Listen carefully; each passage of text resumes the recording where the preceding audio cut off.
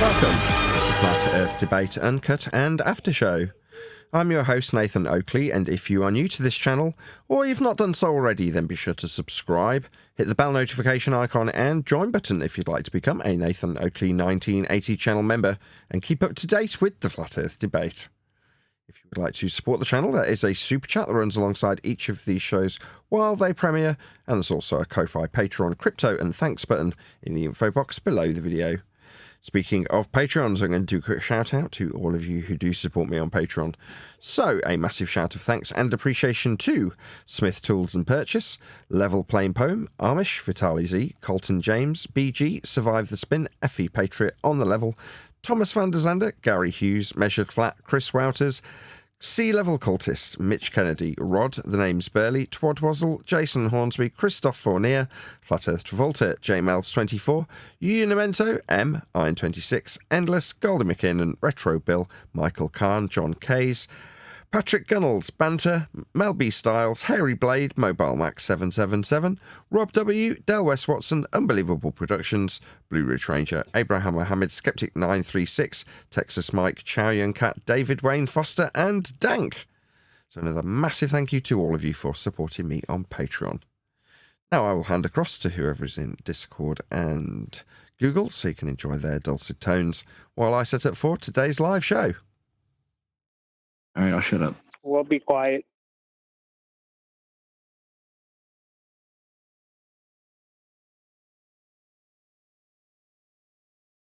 Oh, I wouldn't worry, there's nobody talking anyway, Neil.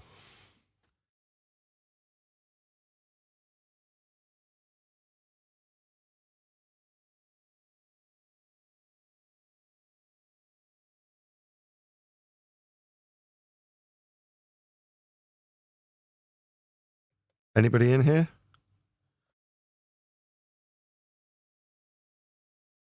Oh, Hello. Hello. Are you, Adam?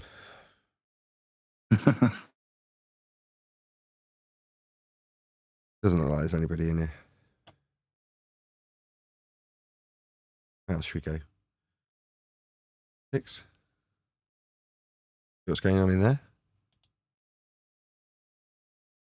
Back to light, curved space that the light travels in. Guys, that was Einstein's whole theory. Look, Hank was halfway through a sentence, and then the other guy, let's ask the shrub, right? He interrupted, right? So he got muted, right? So Hank's now going to reply to the first guy that asked the question, and no one else can interrupt.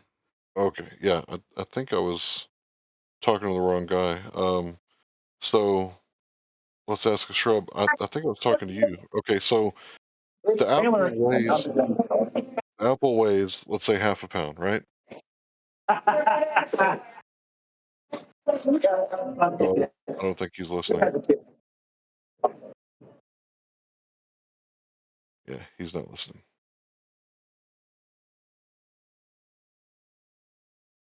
Well, screw the mage guy. Let's just start with the shrub guy. I thought that's who Larry was trying to talk to. Yeah. Yeah, my bad. If I muted the wrong person, apologies. Well, there's so many other people jumping in, it's hard to keep track. If you're a flat earther, like, how does the gravity work for you? Okay, I'm going to get into that. It's going to be really easy. How much does the apple weigh? I don't know the answer to that question because weight depends on the force. And if you don't believe in a force of attraction between masses, then you have to redefine weight. So I don't know. Right, it's real easy. So mass divided by volume? Mass divided by volume? Right, because you then there's no pounds. Oh, sorry, go ahead. You said only mass, right? But how much does the apple weigh in a pail of water if the scale's on the bottom of the pail? Yeah, so, well, then you just do like a free body diagram of the forces being acted on it, and you just calculate the net force times the mass. So it has nothing to do with the buoyancy? Buoyancy is a force, so you'd add the buoyant force. Right, so you're claiming that things go down because of gravity, right? Things go in the direction of the net force, period. On Earth, it just so happens that down is the direction of the net force, yeah. Okay, so if I drop my cell phone, it goes down because of the net force acting on it, which is gravity. Right, and that's mass attracting mass, according to you? Okay. According to everyone, yeah. Right. Okay. So I can show you, I can put an object in a medium and I can Mm-hmm. manipulate the relative density between Mm-hmm. the object and the medium that it's in and make it go up and down, right? Like Yeah, iced tea. that's expected. Now Right. the net force is no longer down; it's up. Right. So I can make things go up and down by manipulating my presumed cause of my hypothesis. So my presumed cause is the relative density between the object and the medium that it's in. I want you to use your hypothesis and your independent variable, which is your presumed cause, while using my presumed cause as control variables. So show me Wait, something going up and down without manipulating buoyancy or density. you don't have a cause yet because you don't have an explanation for why there's a particular direction favored, right? So what you're saying right now is that if I change the relative density, then the direction will also change. And you can verify that with an experiment. But what your model doesn't predict is why. Like, why does it favor this direction versus this one? That's what you lack. Okay, so I can demonstrate objects going up or down through cause Yeah. and effect relationship by manipulating the relative density. Can you make objects go up and down? Yeah. Any How? physicist can. How? What do you mean? Yeah, just by manipulating the net force acting on it. Like how? Like with a balloon, right? If you fill a balloon with helium, the net force is no longer down, it's up. Okay, that's proving my cause, which is the relative density. Can you use that as your Again, control variable and you only manipulate mass or mass attracting mass or whatever your presumed cause is and make things go up and down? once again, your supposed cause doesn't. Why does it favor a certain direction? That doesn't matter. I can make it go up and down. Can you? Again, I can make it go up and down as well. Okay, show me. Yeah, I can put it in a balloon and it goes up. Okay, that's proving my cause. Again, So you're no, in agreement. The reason things go up and down is because of relative density. So it's specific no, gravity, it's because of not the net force acting Newtonian on it. gravity. Like helium is less massive, so it goes up. I mean, I Exactly. don't It's know mass what over volume, not mass attracts mass. helium is mass though. Like we're talking about a mass. Yeah, but helium has the least amount of volume of all the other elements. That's why you chose it to demonstrate my cause. Arguably, Because we're in no. agreement. Arguably, it has the Wait same a minute, what's volume the as like just contention? straight air. What? You think helium has the same volume as air? Arguably, The yes. same It just density? it just has way less mass. So Like you we know chose it it's because less it has mass. the less mass. Like That's no, For we mass of demonstrating know for my a helium? fact presumed it has cause. less mass. Yeah, you're Whether or not it has demonstrating. less volume, like you're talking about I guess the average space that's filled by a gas, which should be the same for any gas. Like there's less. So like air is heavier, right? It's oxygen, but helium will fill more space with more helium. Volume. Okay, so you do understand that you're making my argument and pretending to disagree with me, right? Again, your argument doesn't favor direction. Like why? Okay, let me ask you something. It's a non Why sequitur. does less? Wait. Just let me ask a question. Why does less dense stuff go up rather than sideways? The buoyant force pushes it up. Okay, but why up rather Displacement. than sideways? You're not spinning it. That's why. No. You're not answering my question. Why Yeah, is it I am. that Why does it direction not rather than fall another direction? and rise sideways? Because you're not spinning it in a centrifuge. If you spun it in a centrifuge, Holy you would shit. see that the density tower would separate itself sideways. That's why. Okay, so you're saying things go in the direction of like the density gradient? Yeah, Why?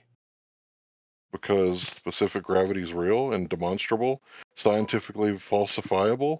Specific gravity? What? Specific gravity, I know they didn't teach you that in school, but it's the real cause of things going up or down because there is no such thing as a vacuum, right? No perfect vacuum. Agreed? You're going in circles. Like you're saying that Now, the I'm reason why asking you a things go up question. in a gradient is because they go up in a gradient. Like I'm asking why. It's just what we observe. It's just what we observe. Okay. Yeah, do you Cool. observe anything different? As a physicist, I can just actually give you the mechanistic causal relationship. Okay, It's because of what do we gravity. Okay, so you understand cause and effect. You manipulate your cause, right? Right. Don't manipulate buoyancy and density because that's my cause. And Yeah, let's say density you doesn't make change. The density between like a balloon with air and between a balloon with helium is roughly the same. really, why does the helium balloon go up? Because it's less massive. I've already said this. Right, so it's the buoyant force pushing No, it it's up. the gravitational force. Okay, manipulate gravity and show me. I did. You wait. Mass attracts mass, right? So you make one thing less massive, right? You're manipulating the force.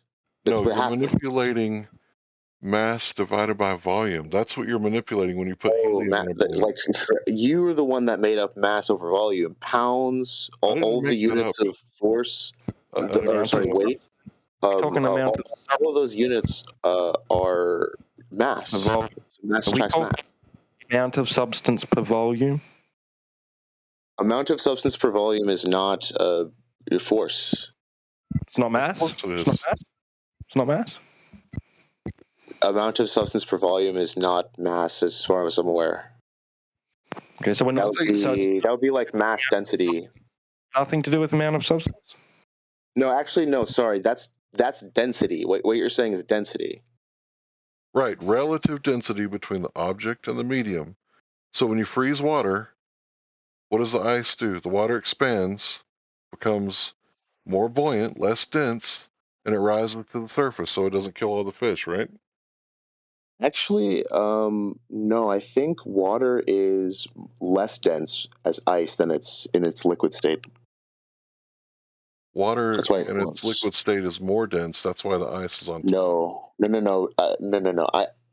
Ice and water is unique. It's different from most substances, yeah, but ice is less dense, and Isn't that that's what I because of just the said? covalent. That's because of the partial polarity at the between oxygen and hydrogen. Isn't that what I just Um, said? no, what you said is it's more dense when it freezes. It's less dense when it's frozen Okay, for well, ice. it's like 7 o'clock in the morning almost. So Okay, ice is less dense. That's yeah, why it's on top of the water. that's why. Yeah, But what that's if why it I floats. what if I change the relative density between the ice and the medium that it's in, and I drink the glass of tea? What happens to the ice? It goes to the It might bottom of the sink. cup. It might rise. I'm not sure, but No, like it again, goes to the you're bottom of the introducing cup. a buoyant force though. Like I don't know. Yeah, My model you would still now. predict that it would go. Sorry, hold on. Just let me finish. My model would still predict that it would travel or accelerate in the direction of its net force, which is what we observe. Okay, you keep talking about net force, and you can describe things mathematically all you want to, but I'm manipulating a cause and demonstrating an effect. You claim gravity is what holds down the oceans, right? What happens if you boil water? It Heat it. rises. Right. So what was holding it down? The high pressure and the low temperature. If you No, it was manipulate the either one of gravity. those, okay, you manipulate the gravity and make the water go off the surface of the earth. Good luck with that. That's a project Right, at a that's your scale claim. that any That's government your would claim. be able to fund. Right, that's your claim. You can't do it. I Yeah, can. that gravity attracts water. I mean, like we just observed this period. Well, you're making a baseless assertion right now, whereas I have a demonstration that's falsifiable because if you take water, you put it in a chamber, and you take out all the gas pressure, it's going to boil at low temperature. And gravity has no control over it anymore because it's going to boil off. Or if you put No, it in a tea no, it kettle does. and It's you, just that it's so small that okay, demonstrate at it. that pressure, like I mean, like you're just Demonstrate it. asking me to demonstrate what's in a physics textbook. I mean, I I'm can, but asking is you to that going to back up convince your you? claim. Like I've already done that. Like for example, I did that with helium, and then you dodged and moved topics when you No, that's realized that not you a were wrong. dodge. You backed up my claim. I don't know why you Like for example, pretended I to demonstrated disagree when you did gravity that.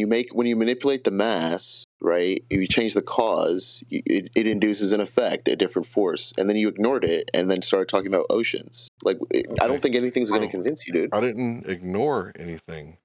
Wait, You then talked okay, then about, engage with it. Like how is this? okay, How is when I put helium in a balloon and I manipulate the mass, which causes an effect on the force because it rises? How is that not demonstrating gravity?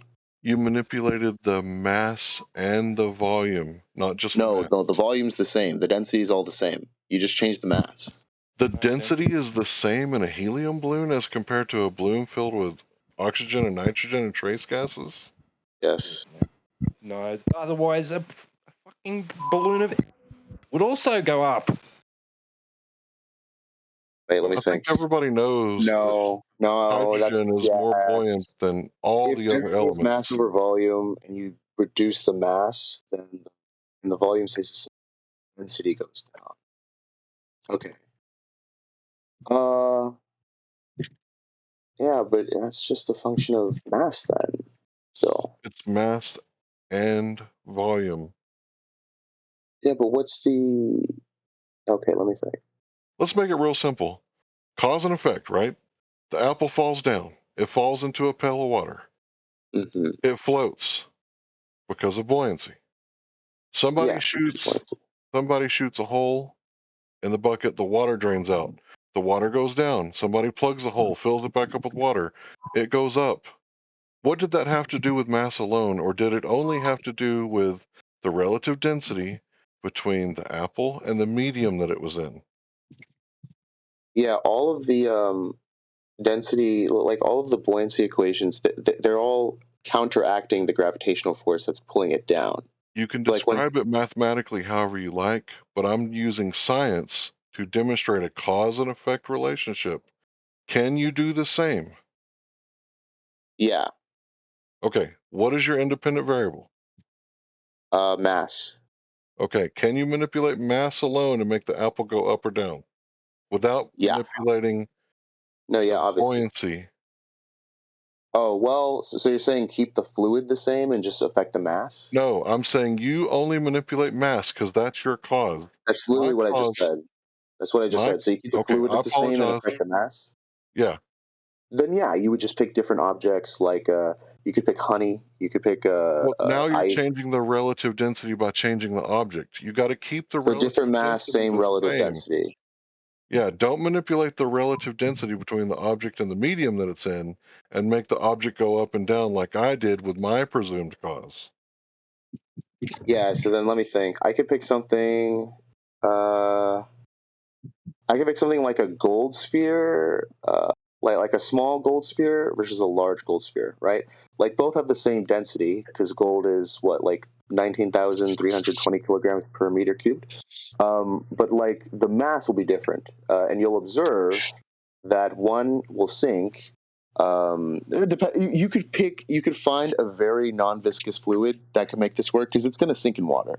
But if you had like honey or something with that still applies a buoyant force, you could drop gold, and then that gold might stay fixed in the fluid.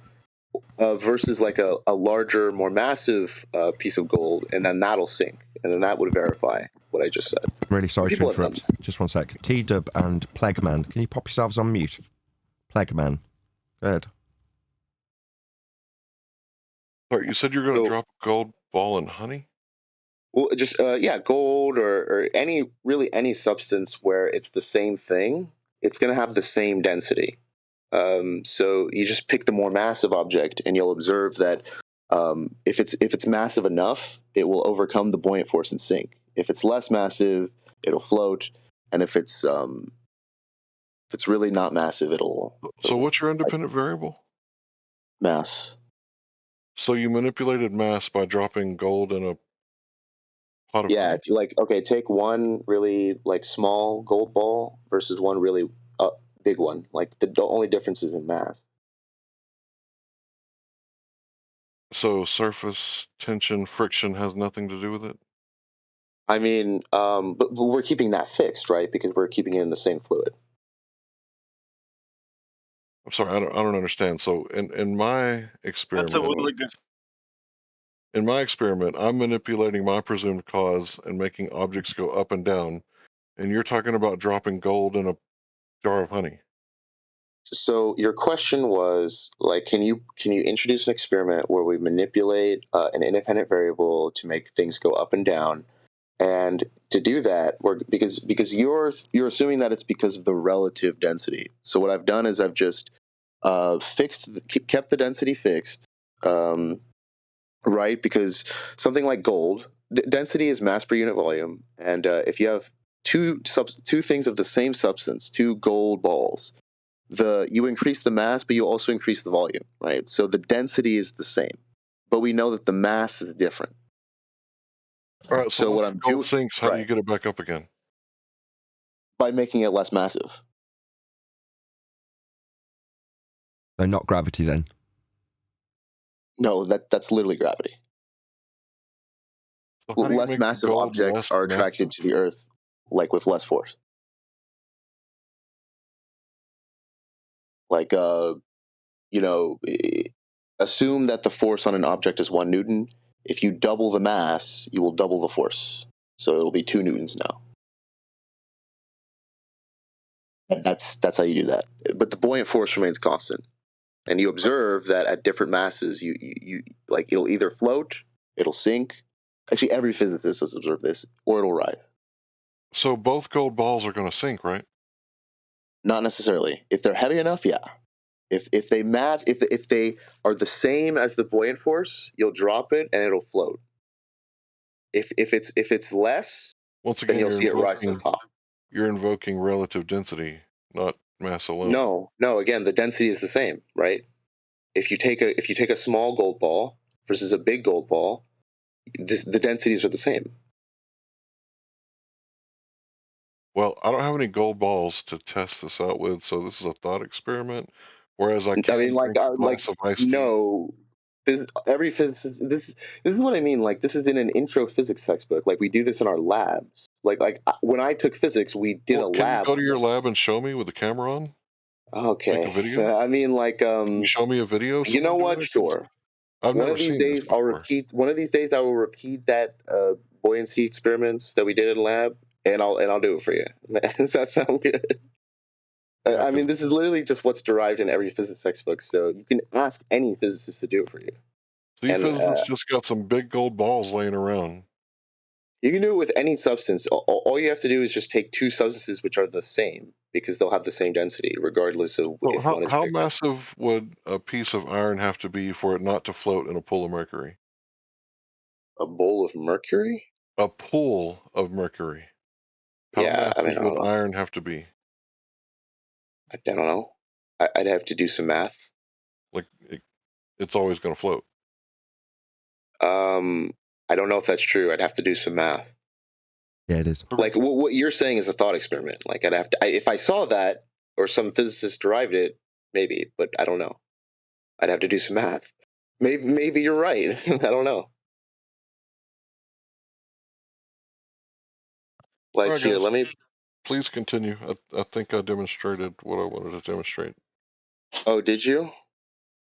Yeah, that things go up and down because of relative density. Wait, so they won't gravity. go up or down if you keep the density fixed? Oh, is that Hank? Yep. That just contradicts what we observed. So, I mean, you're proving that flat earthers contradict observation. Bro, you contradict your observation when you said your gold stuff right now. I don't know like how long you've been going. I just started listening, but you're wrong. Straight up, you're wrong. I just before he steals the victory away from you, Hank. Kudos. Very well played. Very well done. Woohoo! I don't know what's going on. I'll just try that again. Well done, Hank, aka I am Larry. Superb job. Just a couple of corrections. The idea that the guy suggested that gravity is a force of mass attracting mass hasn't been the case for 110 years. He asked that physicists would be appealable. Yeah, that's true. I'm still talking. It was recast. I'm still talking. In a different I'm still model. talking. Okay. He suggested that we would I'm appeal to agreeing. physicists. Okay. He suggested that we'd appeal to physicists. Here's a quote from astrophysicist, what's his name? Brian Cox. There isn't really a force of gravity at all, end quote. Or George Musa, editor of Scientific American. Gravity is not a force, end quote. When you appeal to being a physicist, you not knowing that gravity hasn't been a force for 110 years gives you away as a liar. You're not a physicist. You haven't got either. No, I'm still talking. I'm still talking. So, I'm still talking. I'm still talking. You're still talking. I'm still talking. Okay. Yeah, I'm still talking. Yeah, it gives you away that you haven't got anything beyond a high school education in science. That's what it tells me when you do that. Because if you did, you'd know that gravity isn't a force and hasn't been for 110 years. It's just a bullshitter. Just to make that clear. Can I respond now? Are you done talking? I don't care. Yeah. So most physicists still use Newtonian mechanics for most calculations close to Earth.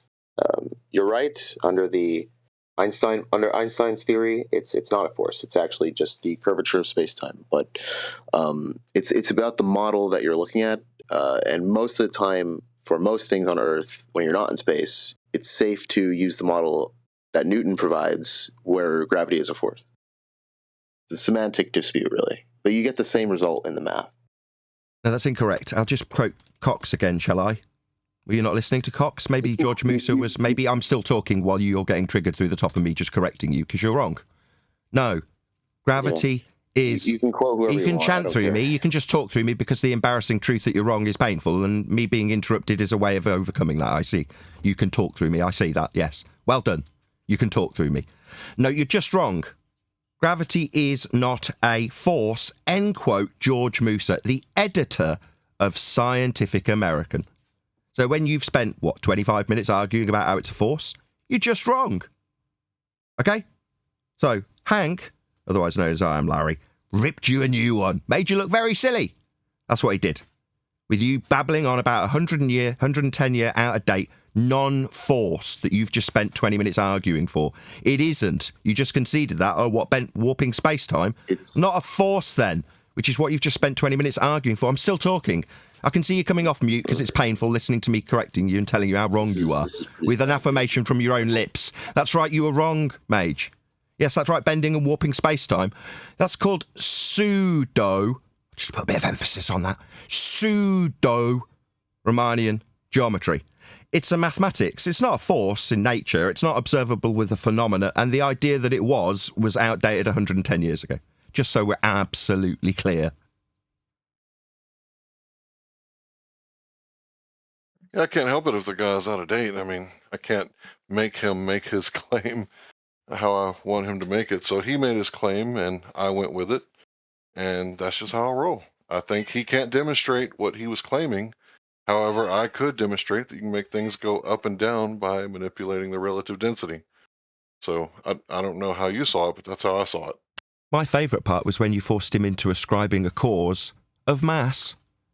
Oh, really? So not the cause of gravity, then? Just the density? What, like relative to the medium, like Hank was talking about? Yeah, that was embarrassing. Sorry, hold on. Yeah, so let me correct myself earlier. I think I said... I was mistaken. I said that, like, if you dropped a small thing of gold in versus a big one, I checked the math. That's wrong. So let me correct myself. The buoyant force is the... Yeah, nobody cares. Oh, well, hold on, actually. Nobody cares. So let me just write out You've been the wrong math, okay? consistently. You've managed to talk through me consistently a few times. I can do it to you too. You're just wrong. We don't need to hear you anymore. Yeah, you don't need to correct yourself. You don't need to correct yourself. I'm going to talk through you like you did to me several times. Yeah? You don't need to hear from you. You don't need to correct yourself. You've babbled on through Hank for an incessant amount of time. Wrong. Now you want to go back and double track back and correct yourself. Just shut up. You're wrong. We don't need to hear from you anymore. You're wrong. I corrected him. I don't need him to correct himself. I corrected him. Had I have not corrected him, he'd still be babbling nonsense about it being a force, wouldn't he? But I corrected him. I don't need him yammering through me, and I don't need an appeal that he could be correcting himself when I corrected him. Why am I getting chanted through? What's going on? He doesn't need to correct himself. I corrected him. But for the fact that I did, he'd still be yammering about it being a force, wouldn't he? Why am I getting chanted through? I corrected him. This is the fourth attempt to say this sentence. But for the fact that I corrected him on his incorrect assertions that are 110 years out of date, he'd still be bullshitting about it being a force. Now, I'm not going to let him correct himself. I corrected him. He could just say thank you. But what, he wants to waffle on about a correction? No, I've done that for him. If I hadn't, he'd still be talking about it being a force, wouldn't he?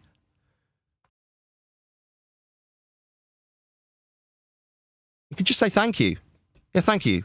Thank you for being here, Nathan. I got all that wrong. Yeah, you're right. You got all that wrong. Yeah, you could just thank me. Is still a force in Newtonian No, it isn't. mechanics, So you're just going to ignore. You appeal to these people. You said, physicists, I'll give you Brian Cox, there isn't really a force of gravity at all, end quote. You're going to chant through Cox now. That's a quote from a physicist.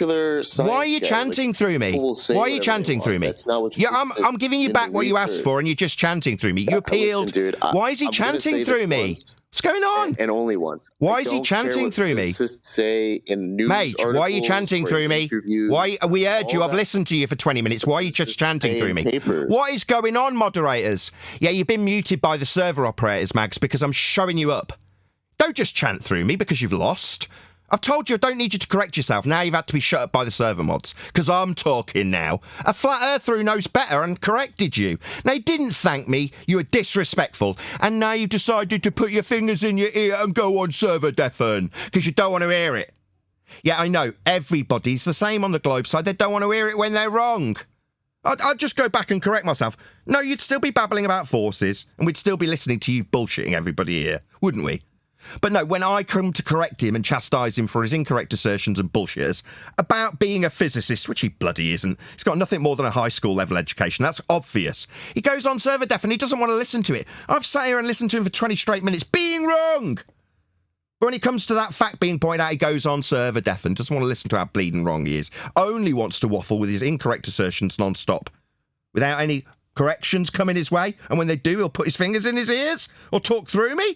Outrageous. Glurf scum. You were just wrong. Good job you went on server deafen. Good. Exclude yourself from this conversation. You're not worthy of talking to anybody here. You're just wrong. He wanted to go back to the gold balls. Absolutely pathetic. The minute they have to be corrected, they'd rather stick their fingers in their ears. Sad twat. Coward. And if they can't use their bleeding mute button on me while I'm correcting them, they'll stick their fingers in their ears. Once the server moderator steps in. No, it's either I will talk through every last word of your corrections. Oh, well, it is still a force. Well, I was quoting Cox when he decided to server deafen himself. All right, Cox not good enough. He appealed to these bloody people. If you ask any physicist... Bullshitter. That's what these people are. Bullshitters. Mage was a bullshitter. That's why I stopped him when he said he was going to correct himself. No, I don't want to hear it. Sick of it. Bullshitters, that's what I'm sick of. He's one of them.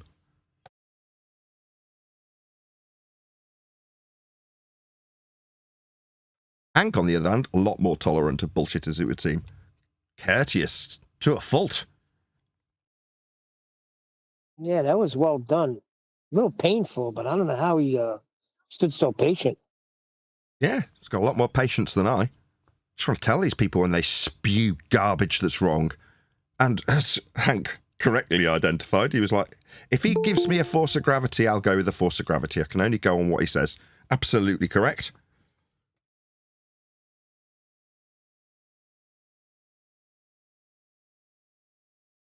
That's fun. There was nobody in the... I visited 2 other servers. I'm normally here tomorrow, but I visited 2 other servers and there was no one in them. So I thought I'd toddle along here and say hello. Hello. Yeah, long time no see, bro. Hope you're doing well. Yeah, long time no see. I've known Larry. He's actually Hank to me. I don't know what his real name is. It's not relevant. But as long as I've been here. You've been here 10 years, right? Yeah. Isn't that nuts? That's bonkers. Yeah, man. Right, I'm going to leave you guys to it. I remember... Oh, sorry. When you started out in the debates... I apologize.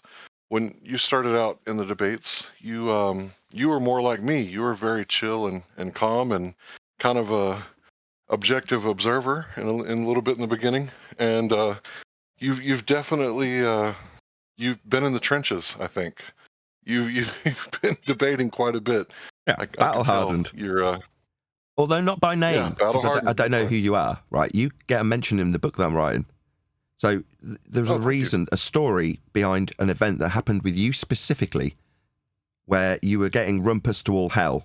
You eventually left the server, and then 45 minutes after the discussion you were having about, I can even remember the subject if I rack my brains, the inverse square law. So you got rumpus to all hell, you'd won, but that win was taken away from you by rumpusing. You got sick of it and left, and then 45 minutes later, the person that you'd beaten conceded that fact when it didn't matter anymore, because there was a big enough gap.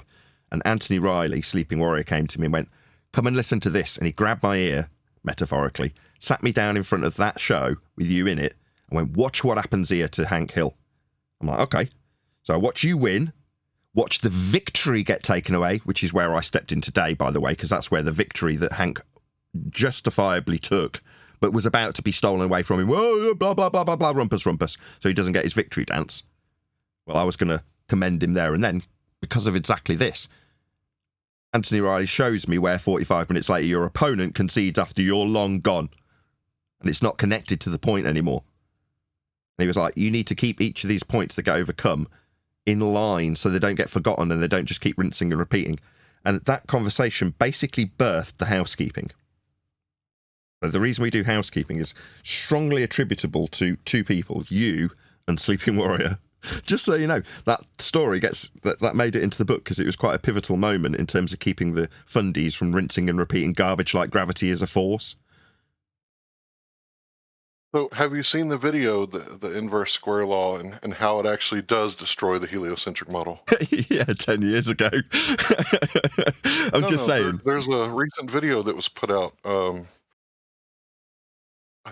I think it was Taboo Conspiracy mirrored it from somebody else. Would you like to see it? Sure. I'll have a look. I'm subscribed to 2 Big Conspiracy. I'm going to toddle along shortly because we're going to start our live stream. As I say, I only toddled along before my live show started because there was nobody in the hangout I normally go in, or whatever you call it, Discord. The 24/7 Flat Earth one that I go in normally had nobody in, and then I went to Earth Awakenings. That had nobody in. So then I toddled along to here. But I'll check out the inverse square law video by Taboo Conspiracy. But for now, I'm going to bid you all farewell. So thank you for having me in the meantime. It's wicked listening to you take that guy to pieces calmly and collectedly. Yep, that's my thing. All right, peace, bro. See you tomorrow, everyone else here. I'll be at same time in 24 hours time-ish. Slit, Nathan. What is going on? I just went into politics. There was nobody in the Flat Earth debate server. So I was like, where can I go? There's nobody here and I don't want to sit talking. I want to go and make a coffee. So I went into Earth Awakenings. I actually managed to get in this time, but there was nobody in there chatting. There's nobody in here. Let's just go and check Earth Awakenings again. 5 minutes before we start. Well, no, we haven't. 3 minutes. 2 minutes. I got to hear the impassioned pleas of a flat Earth believer turned globe believer again, who was just desperate for me to believe as she did. That was painful. Yeah, it was.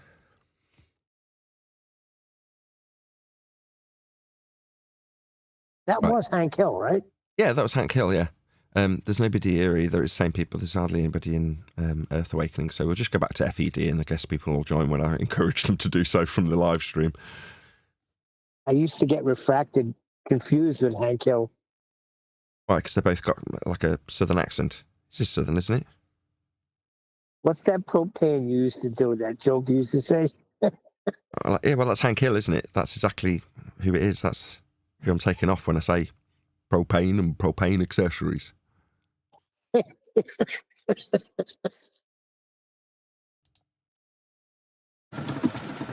morning. Yay. Morning. Good afternoon. Good afternoon, good morning, wherever you may be. So if you're a member of Nathan Oakley 1980, you will be receiving a treat in the pre-show as we went into politics, mainly because there was nobody in any of the other servers. So I went in, I'm like, oh, I don't know if I'm in the best of health today. Both of my kids have been sick for the last week, and then as they've got better, my wife got ill, and now I'm feeling it. It's coming, I know it. I've got a high temperature, although I don't feel terrible, but I know I've got a fever coming, so I'm not going to have a massively long show today, but to make up for it, there is an added bonus of politics in the pre-show, so check that out if you're a member. In the meantime, any evidence of a physical geometric sphere edge? That's a horizon formerly known as Earth curvature.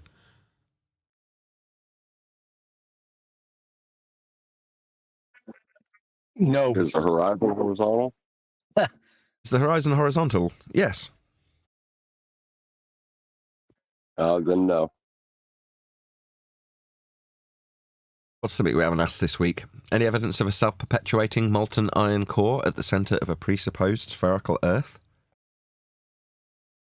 Earth sonograms. P waves and S You're waves. gonna need evidence of a curve for that, mate. A globe, and there is none. Any evidence of globe Earth is actually proving a flat Earth. And they've got no shame in actually telling you that. Reminds me. I would dig outside something, but I'm not going to. Did we figure that out for the book, John? I can't even remember what we've done now. Yeah.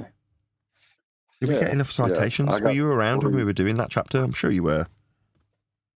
Yeah, I got the 3 citations, and two of them acknowledged the flat plane but said Earth wasn't flat, and the third one just stated that it was a flat plane. Good. That's what I was hoping for. 2, yeah, that's right. 2 explicitly saying, look, we have to, measure it flat and that, but Earth ain't flat. And the other one was like, we measure Earth flat for this. This is seismology, by the way.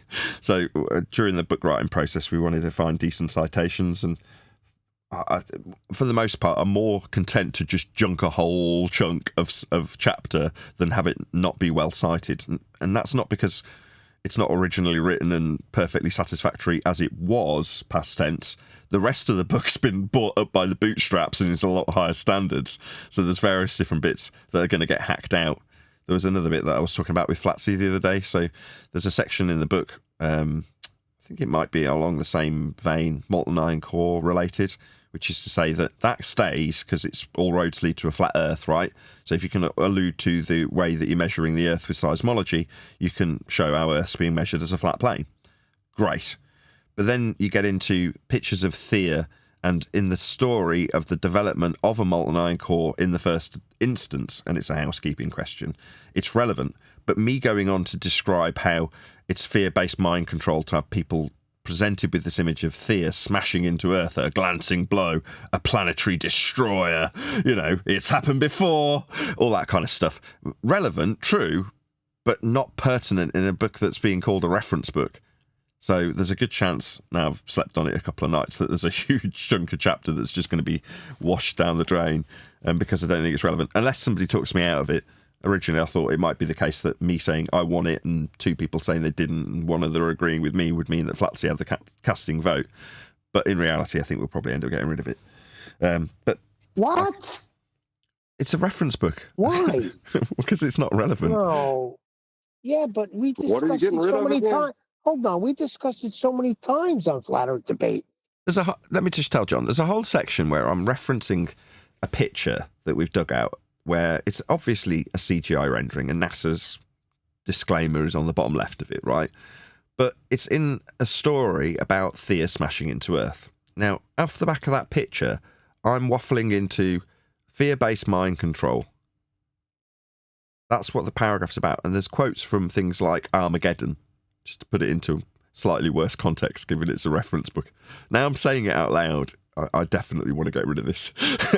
But there's, quotes from, I think he's called Harry Truman, played by Billy Bob Thornton in either event, and he's talking to the whole board of directors in this regard, whoever the hell they are, about what the asteroid on its way to Earth from space, a sky vacuum that's debunked by the second law of thermodynamics, how it's going to be a global killer.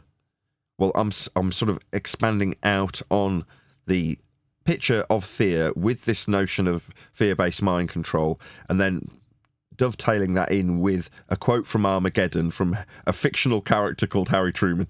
The more I talk about it, the more I'm definitely get rid of all of this. It's just not right in there. It's all in red text at the moment, so that when we read through it on the final read through, we can decide whether or not to keep it. I've made my decision already. But yeah, there's a lot of stuff like that in the book, which just gets chunked because it's just not good enough. The standard's gone up. Huey wouldn't even read it. Yeah, Huey was one of the 2 that was like, get rid of this. There's been a lot of the book. It's heartbreaking. Go on, John. It's an appeal to a grand conspiracy. You don't need that. No, I agree. Everybody's working against you. It doesn't really sell well. It's fallacious. Yeah, all roads lead to a flat Earth, and that does require measurements at the end of the day.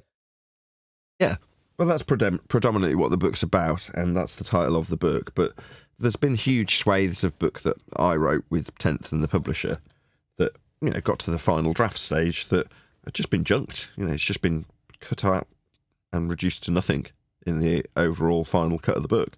That's just how it goes. It just means that there is a semblance of the story that I've told originally in this reference book, so it makes it a bit easier to read when it's very citation heavy and explanation heavy in terms of what each housekeeping question means specifically, as that's what we're working on at the moment. But I can talk about the book in these terms now because it's mostly done, so I can, you know, give the audience a better idea of what the book is going to be. Whereas previously, when it's all in the air, you don't know what to tell the audience. You're like, I don't know if that bit's going to get hacked out, but it gives you a flavour when I tell you what's not going to be in it, right? Well, I tell you, the bibliography is going to be half the book. Yeah, I said that on a show a couple of days ago. Exactly, a good chunk, I don't know about half the book, but a good third of the book will be glossary.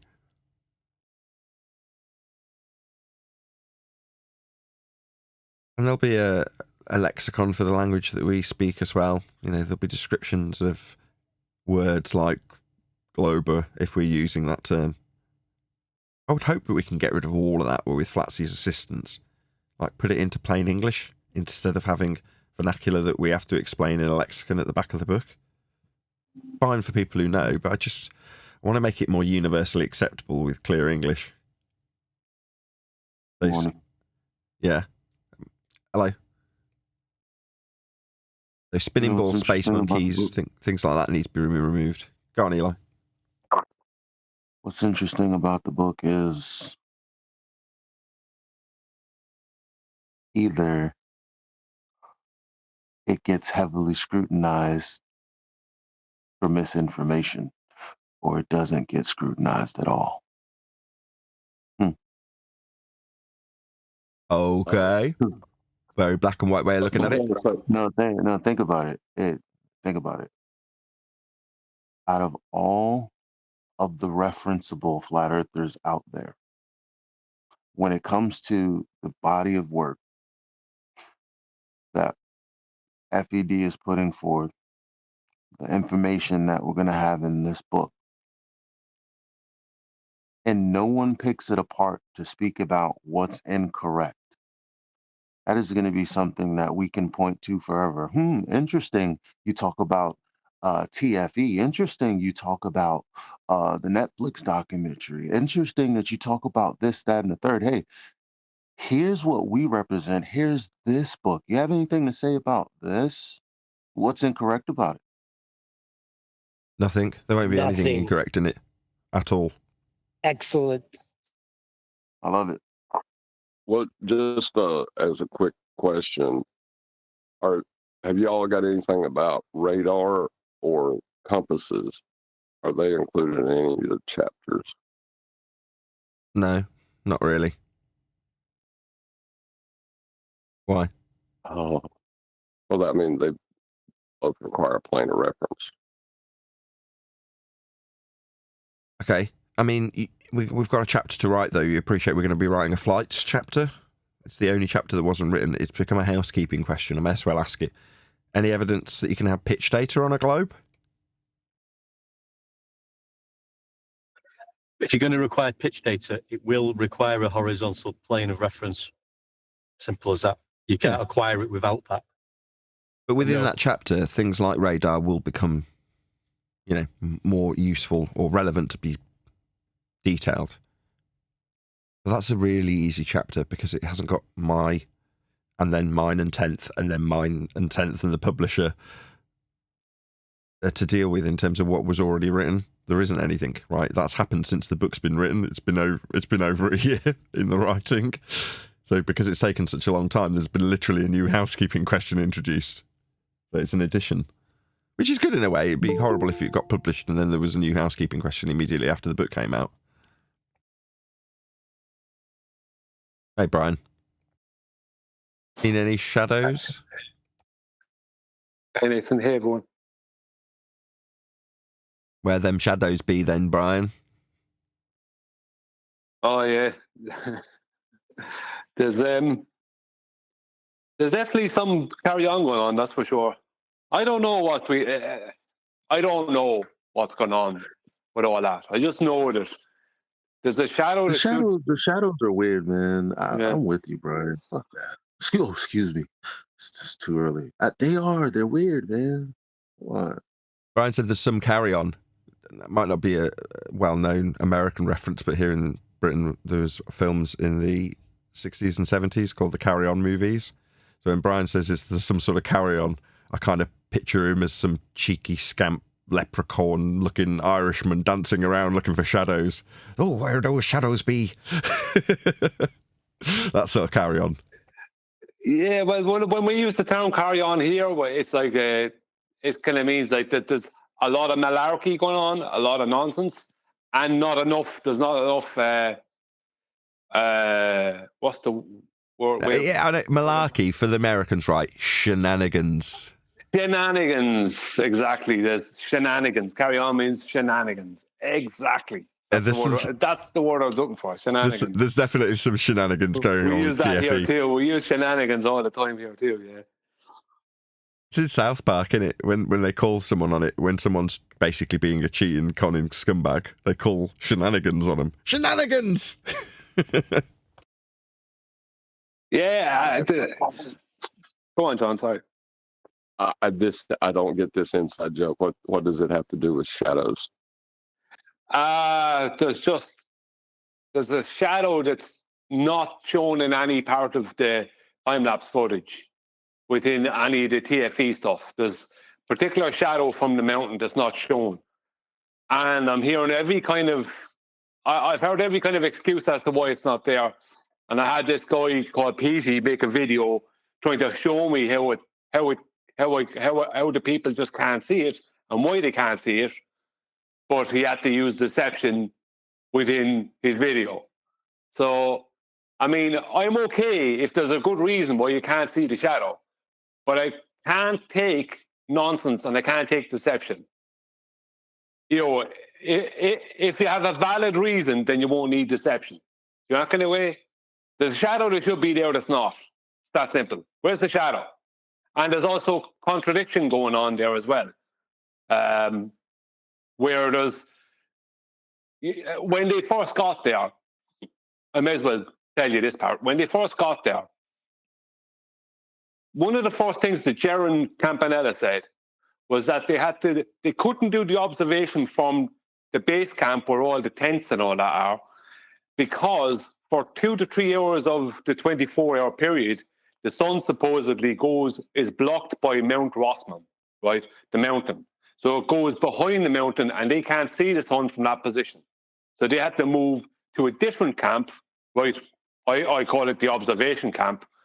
That is a couple of kilometers away to be able to see the sun above them, behind but above the mountain. Now, Will Duffy puts out a video only a few days ago that he made, a time-lapse video that he made when they went back from the observation camp, when they were finished there, and they went back to the base camp where all the tents are, where he made a 36-hour time-lapse of the sun, right?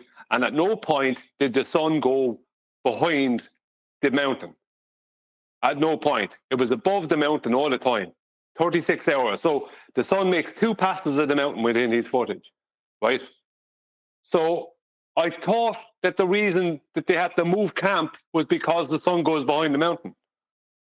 And here is Duffy with a 36-hour time lapse from the very place that Jaron Campanella, and this has been common knowledge. No one has disagreed with this. No one said, oh, that's wrong information or anything. Like, it's been brought up many times. Jaron Campanella's audio clip has been played many times. No one on the opposing side, Will Duffy, anyone, they never gave any opposition to this. It was like that was just the norm. That was supposedly a known fact. And so much so that Jaron Campanella said when they went back to the base camp after they had finished their day at the observation camp, they went back and supposedly got sleep and a shower and all the rest of it, that he said that when the sun goes behind Mount Rossman for those couple of hours, it's freezing cold. When the sun is out, it's warm, but when the sun goes behind Mount Rossman, it gets really bitter cold. So he's literally referencing the sun doing that while he's there. Yes, while he's there and Will Duffy's with him, Will Duffy is making a 36-hour time lapse of the sun and it's not doing that from the very place, from 100 meters away, 150 meters away from where probably Jerome Campanella's tent was.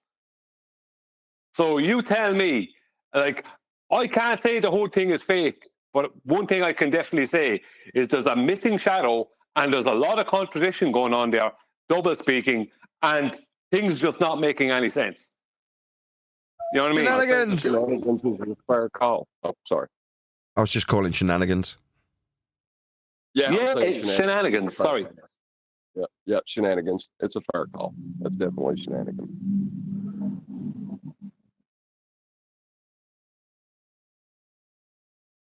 Yes, indeed, it is.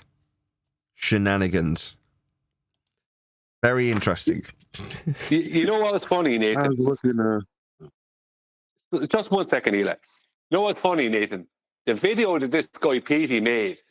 You remember years ago, the ballers would make videos, and you know the way they put the worst part of their argument or the thing they're trying to hide, they put it right out in front, like the newspaper puts the worst part of the headline, it becomes the front page, and then when they go into the story, they don't mention what was the big headline. Right. That's this is what the ballers used to do years ago. They'd make a video and they'd put something out there and they just wouldn't mention it, but yet it would be very important to their argument afterwards. You know, this is the first, and I expected this to happen when he said he was going to make a video. That's the first thing this guy did. The very first thing he did was place something in a place and then not mention that. But talk about everything else around it, but no mention of that. No mention of how we put that there, why you put it there, if you had coordinates to put it there, nothing. Just not a mention of it, because he was trying to basically put it in a place that would suit him for the thing he was trying to do. It's like, is this 2016 again? That's what was going through my head. Because it's just like, the way everything, and Anthony commented on my video that I made as a response to it today. Anthony said, and I was only thinking it before I read Anthony's comment, like, if we even got the time wrong, right, or didn't give the time of day when we were making the video, we'd be absolutely crucified. But they can do all kinds of shenanigans and get up to all kinds of stuff, and it's supposed to be okay. No, I don't think it's. It almost seems manufactured so that people call shenanigans on it, right? Because that just makes us, that's Flat Seas, look like completely crazed numpties, doesn't it? Yeah, I know what you mean. Yeah.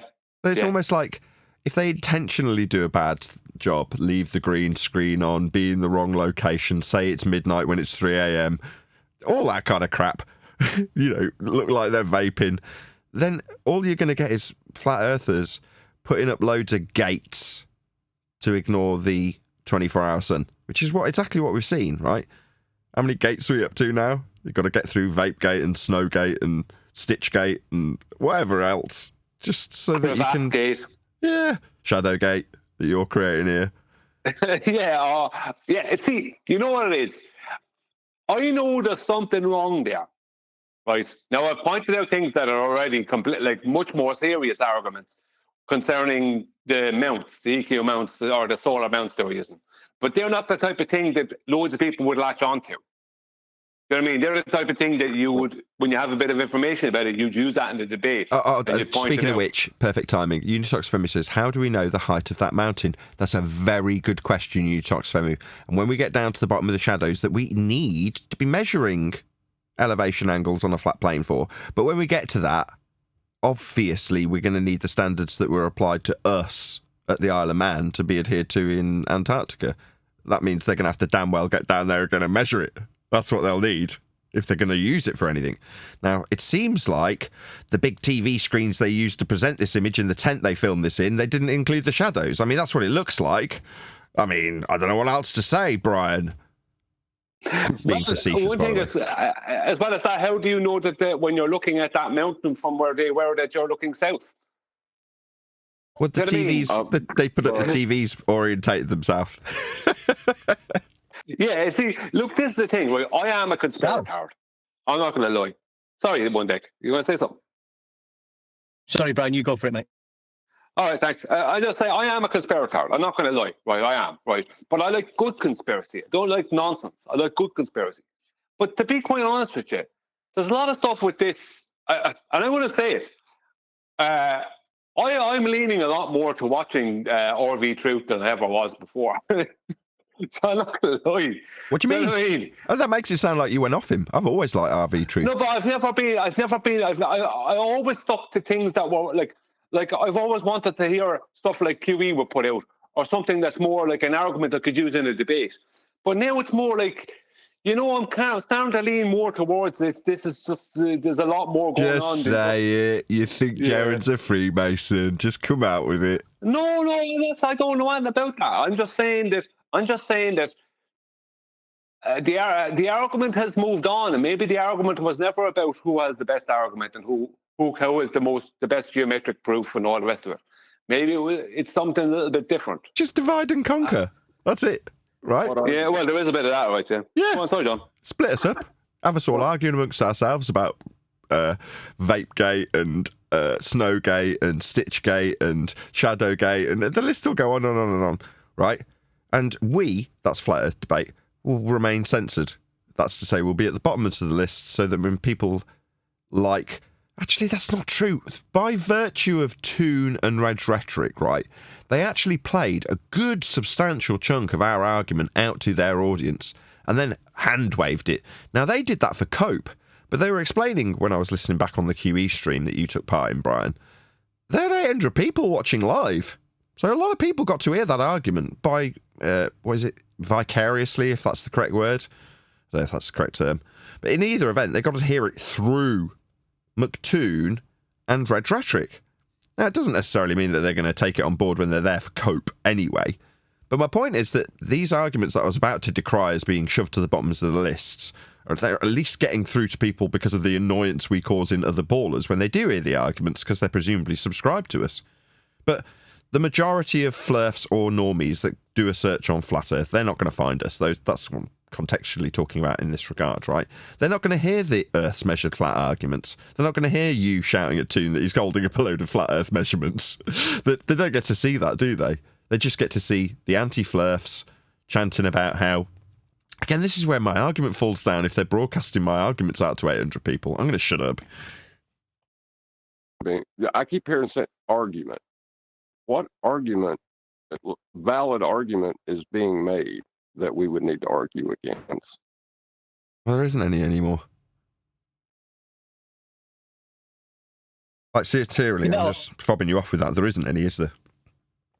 But there never was. But, John, the thing is this. It wasn't about good arguments. It was about the confidence and arrogance to be able to, and dishonesty to be able to wave away good arguments from us and promote rubbish from their own side. Because ever since the TFE thing has happened, just 1 second, ever since that TFE thing has happened, I'm seeing ballers coming out of the woodwork and arguments coming out of the woodwork that were diminished years ago. But yet they're coming forward with this nonsense again, as if it was an argument in the first place. It's like they all have sudden confidence and courage now. Yeah, I just heard somebody argue gravity for like a half an hour. Yeah, with what's it, Hank Hill, as he used to go by. Remember him? We were talking about him when we were writing the book the other day. I don't know if you were when we were having that conversation, Brian. Shout out to Himsake. Great to hear your voice, Brian. I don't know if I'd agree with you there, Himsake. I agree with that. His voice can be very nasally.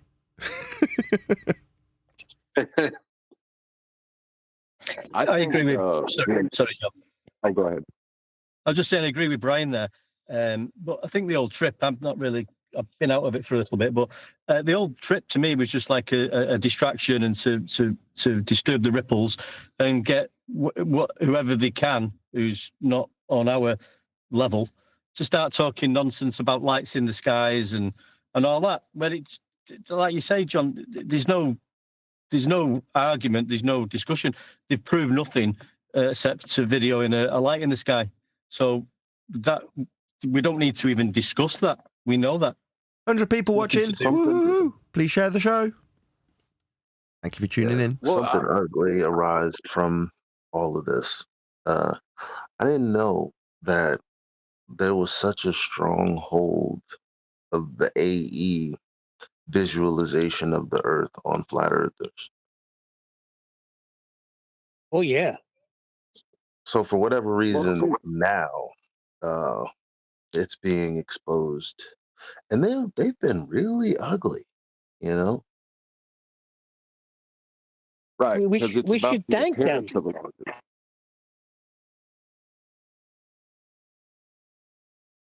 That didn't make sense. Hold on. Did I just have a little brain fart?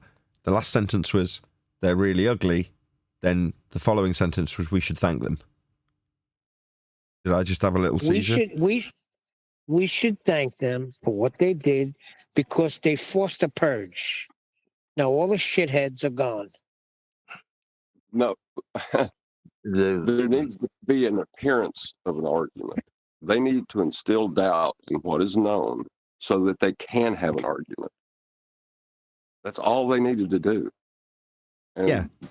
If you can argue about Stitchgate, you can have an overarching idea that there's a globe to be argued about while you're arguing about Stitchgate. You know what I mean? If you're arguing about it being a dome of tellies, then you're arguing about it being a dome of tellies because it could be a ball, but for the fact that you have or haven't proven that there's a dome of tellies there. Yeah? There's a semblance of an argument. Shadows, I get it, or shadows. But still. No, I'm not. That wasn't actually a jab at you, Brian, right? The dust settled enough for it to be inconsequential, right?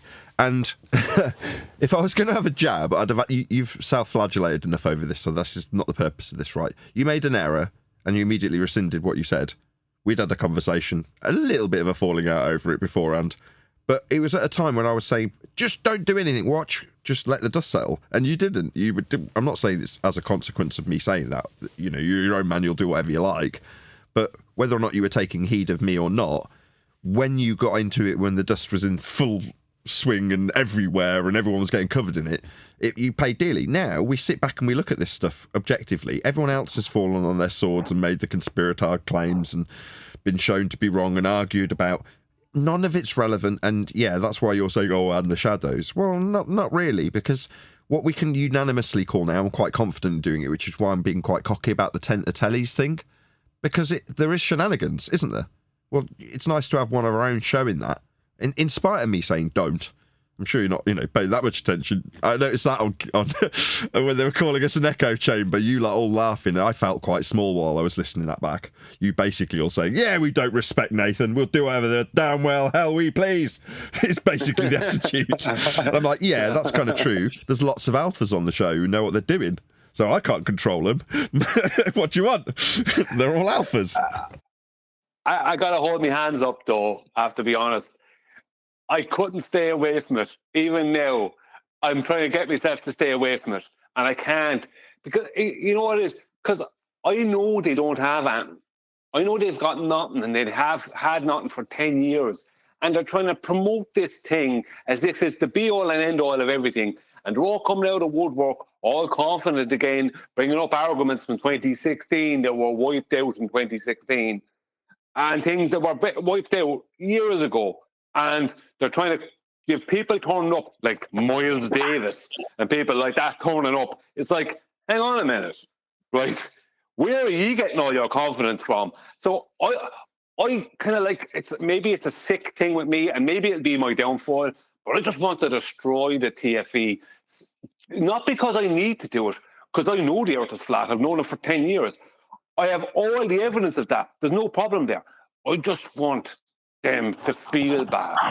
The final experiment. This time, it's personal. TFE is like is like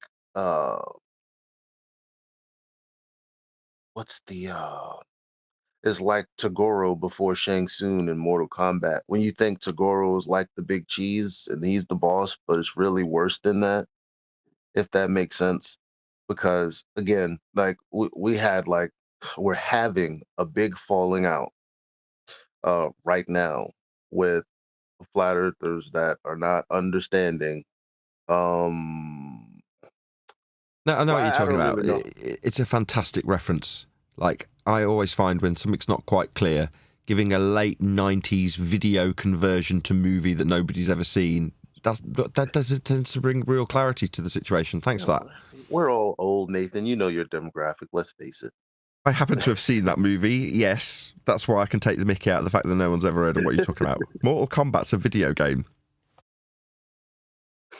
Yeah, Okay, so- I was completely lost Again, there, like Eli, when you said that. I was again, like, like what is Eli on about? In video games, you think you're fighting the boss. That would be TFE, and we get to hit some of the Etherites also. So we're like, yay, it's over. No, there's a bigger boss, and that bigger boss is the fallacy of reification. That's where There's I'm going with life. this. There's always a bigger boss. Always. Even when you're uber rich. I remember, I think it was is it Johnson & Johnson, something like that own the baby powder and all that sort of stuff. It's like a chemical company. Anyway, I once watched a documentary about the grandson of the guy, Mr. Johnson. And he's like, rich beyond your comprehension. What does he spend his time doing? Worrying about whether or not he'll remain as incredibly rich as he is. And on top of that, worrying about whether or not he's got enough incredible wealth to sustain his greedy, selfish, upstart kids and their grandkids, and his grandkids, who are all leeches. And it's all very stressful for him, right?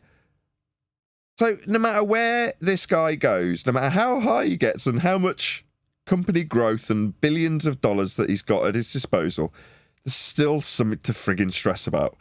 There's someone else around the corner that wants to take it away from you when he's being interviewed. There's always someone trying to knock you off your perch. There's always someone trying to bring you down from where you are so they can stand there. And you've got to constantly worry about it. So there's always a bigger boss.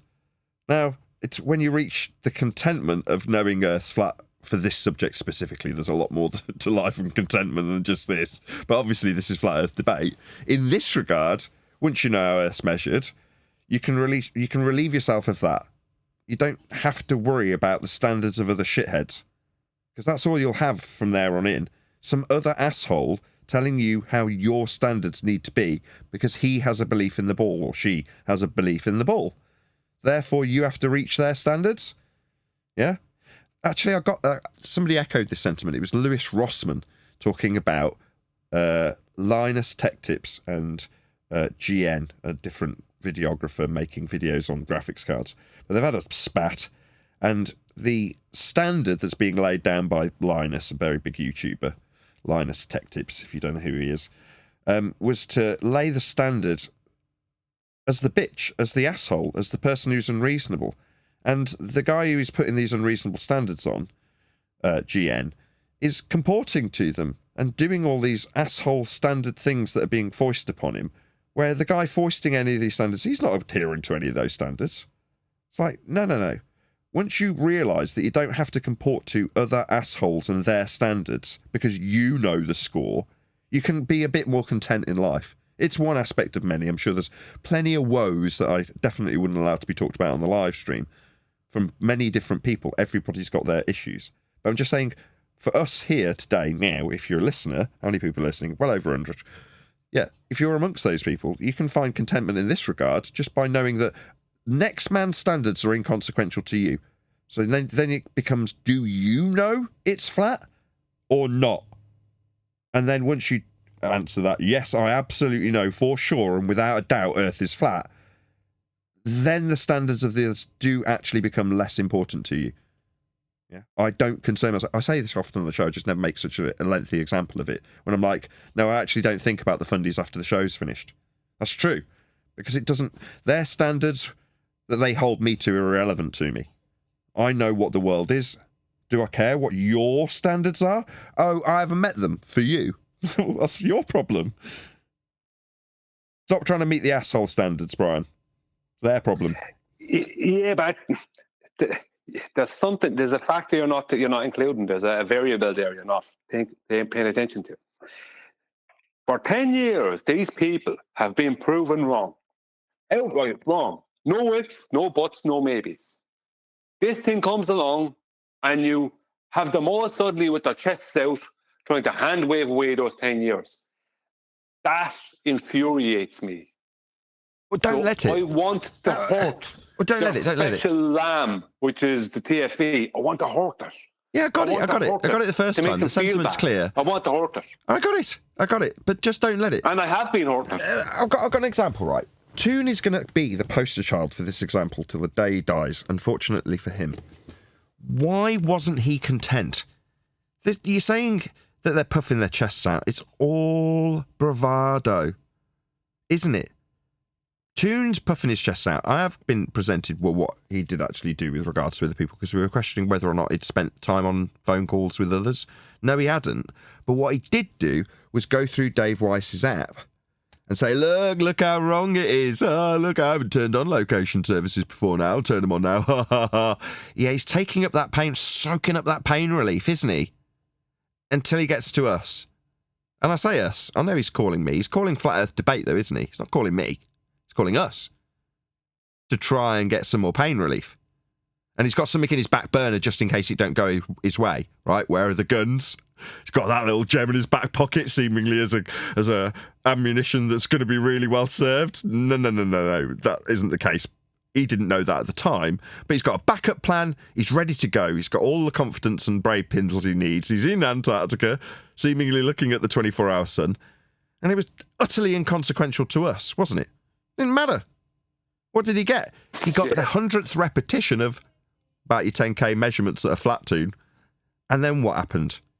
Was he bravado, big-chested? Was he any of those things then? Or was he screaming my name into the snow because it drove him nuts? Yeah, exactly. Like, see, I understand that a lot of this is bravado, but see, they never had anything. Everything they had was made of cardboard and melted plastic. But the thing that bothers me is they think that they can, now that the TFE thing has come out, right? They think that they can now use that to hand wave away 10 years. And yes, Toon, it was obvious that it hadn't done for him what he needed it to do, because if it did, he wouldn't have called you with that manner. He would have been much more calm, because when you're fulfilled, you're calm. Right? Yes. But he wasn't calm. He was under pressure, because the measurements they had to get.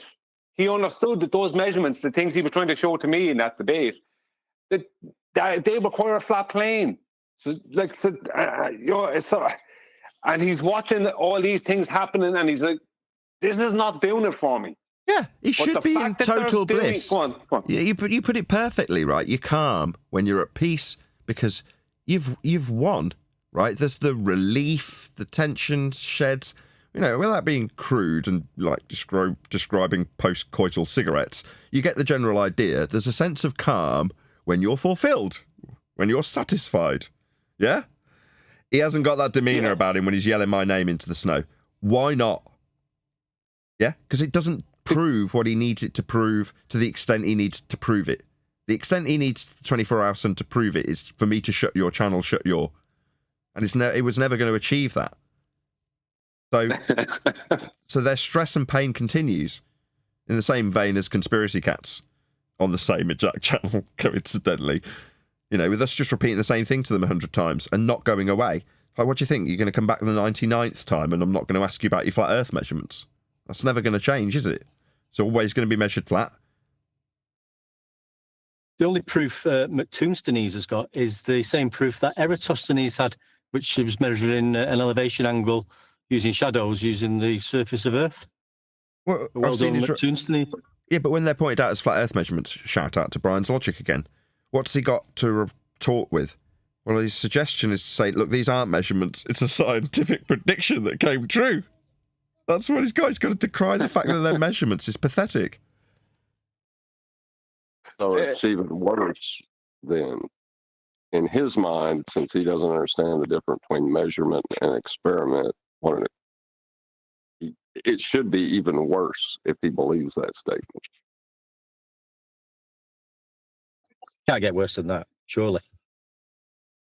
Well, if he thinks it's testable, repeatable, holds true always, then it's flat.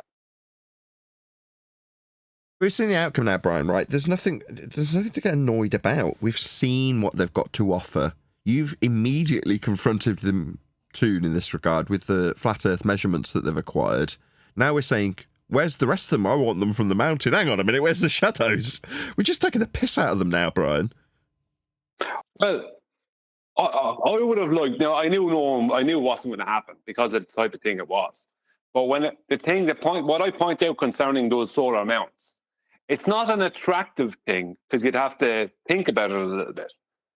But when you understand it, it destroys them, right? Because what happened when I put out those videos, it drove the ballers up the wall because it took away the TFE. It didn't mean anything because the mounts were proving that the Earth was stationary, right? And all the measurements were proving it's flat, and the mounts themselves prove it's flat because the mounts work off of a flat stationary plane, right? Whether it be solar or equatorial, they all work off of a flat stationary plane. That's how they're designed, right? And they prove it to be, right? Now, because of the argument that it wasn't something that everyone was going to latch onto. People liked it, but they weren't going to latch onto it because it wasn't attractive. It wasn't as simple, if you understand what I mean. But once you understand it, it's a killer, right, argument. But it wasn't attractive, so people weren't going to latch onto it. Now, the thing is that if everyone did latch onto that, onto the mount argument that I put forth, this whole thing would be over and done with already. And the reason it would be is because it wouldn't matter then to the ballers what's going on in the sky over Antarctica, because the globe they need, right, to believe in is gone, right, at that point. But of course, that's not going to happen. Flat earthers are going to, because we're all conspirators. We're going to go looking for things like corners in the sky, and I'm not putting all that down because that's shenanigans, because I'm involved with my shadows. But we're going to go and look for all these other things instead of focusing on the thing that's the real killer. It's kind of like before this happened, if flat earthers had focused on the right things, this wouldn't have even taken place. But they didn't. And what can you do? I can't point fingers because I do the same thing as the rest of them do. Maybe to a slightly, in my opinion, I do it to a better quality, but I still do the same thing. I'm still a conspirator. Yeah, well, we all are, and you and I personally had a laugh about this on several occasions because it is quite funny. But we self-identify because we know the paths that lead everybody here, and for the most part, other conspirators annoy us because, like you say, I don't see looking at psychopathy or subliminal messaging as being stupid conspiratide path, but it is. You know, I'm sure you're the same with gematria, or, you know, when we take the mick out of you going on and on about the number 9.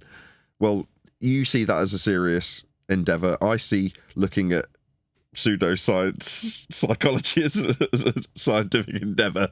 You know, it's a laugh when you actually self-analyse, though, isn't it? We know what we are. And there's going to be people who say, well, I'm not one of those. QE's one of them. But perhaps in terms of how that gets bundled together in terms of his endeavours biblically, maybe that's how he gets bundled in it. They see that as the same path to get a certain type of person, a certain type of extremist. Yeah, maybe. I mean, you have to say that QE loves drama. You at least have to say that. There's a big part of the reason why he's still involved in this arena, because he loves the drama.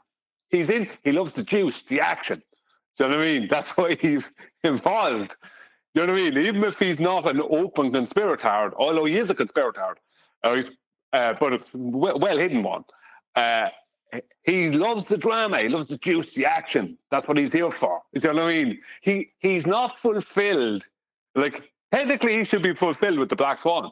That should be, 2nd of January, 2020. See you later, QE's gone. No, he's not fulfilled. He wants more.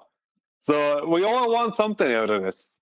We all have our own personal something that we want out of it. And it's time to admit it. The ballers, a lot of the ballers, they like it. They like being sneaky. They like being No. I don't. They do it. No. Don't mistake doing something out of necessity for doing it out of enjoyment. They do that out of necessity, not because of pleasure. Gotta stop you there. You're right. I'm wrong. Completely wrong. Sorry, John. I don't get anything from arguing with ballers. I'm generally just hanging out with you guys. But you like arguing with us. Yeah, but have we ever argued whether it's a sphere or not? No, but the point is, you like it too. You like the drama. You like the drama. Yeah, you like the. Yeah. I mean, you say we've never argued about the don't like sphere. I mean, it ballers. is possibly the best model to explain things, like Jaron says, right? The celestial sphere diagram? Is that the one he was talking about? No, the reified geometric physically spherical Earth that, we're definitely standing on. That's the best way of explaining it. The one that doesn't give you elevation angles? Yeah, you can get those with tangents. I'm just going by what Jaron's told me. All hail Jaron. Yeah, well, at the end, again, the diagnosis of the problem, the root cause, is logically fallacious thinking. In this case, reification. I think we came out the gate so strong with calling people out with fallacies that they gotta become numb or just like they dismiss it like it's not of any consequence. It's not just the reason you're wrong here, it's the reason that your life's probably upside down because you don't know how to think straight. Not of any consequence. We're going to have to go through what the difference between consequent and consequence. Yeah? As in affirming the consequent and the consequences of doing something. What did I just say? Consequent. And what was the sentence? I don't know the sentence. I was making a thumbnail. Okay. Give a Mortal Kombat analogy, and everyone. That's what we need. Better I would use not have Street said Fighter. consequence Kylie Minogue. in the face of consequence. In any event, yeah, I've got my nice out of the woodwork thumbnail done now, which is more important. It's inconsequential anyway. It wasn't inconsequent. That's right.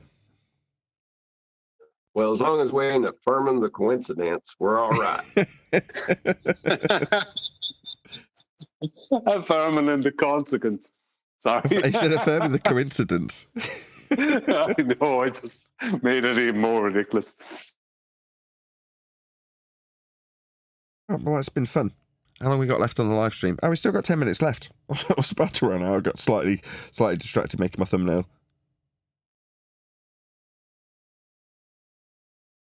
But yeah, the whole TFE thing is now inconsequential to us, and our opponents know that it's inconsequential to us, even if they tried to dodge us going through the affirming the consequent fallacy that is utilised with TFE.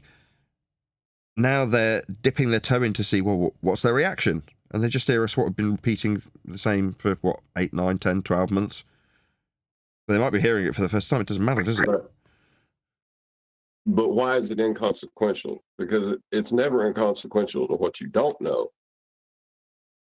It's when you know something that all other assertions are meaningless that are contrary to that, right? Okay, say that again.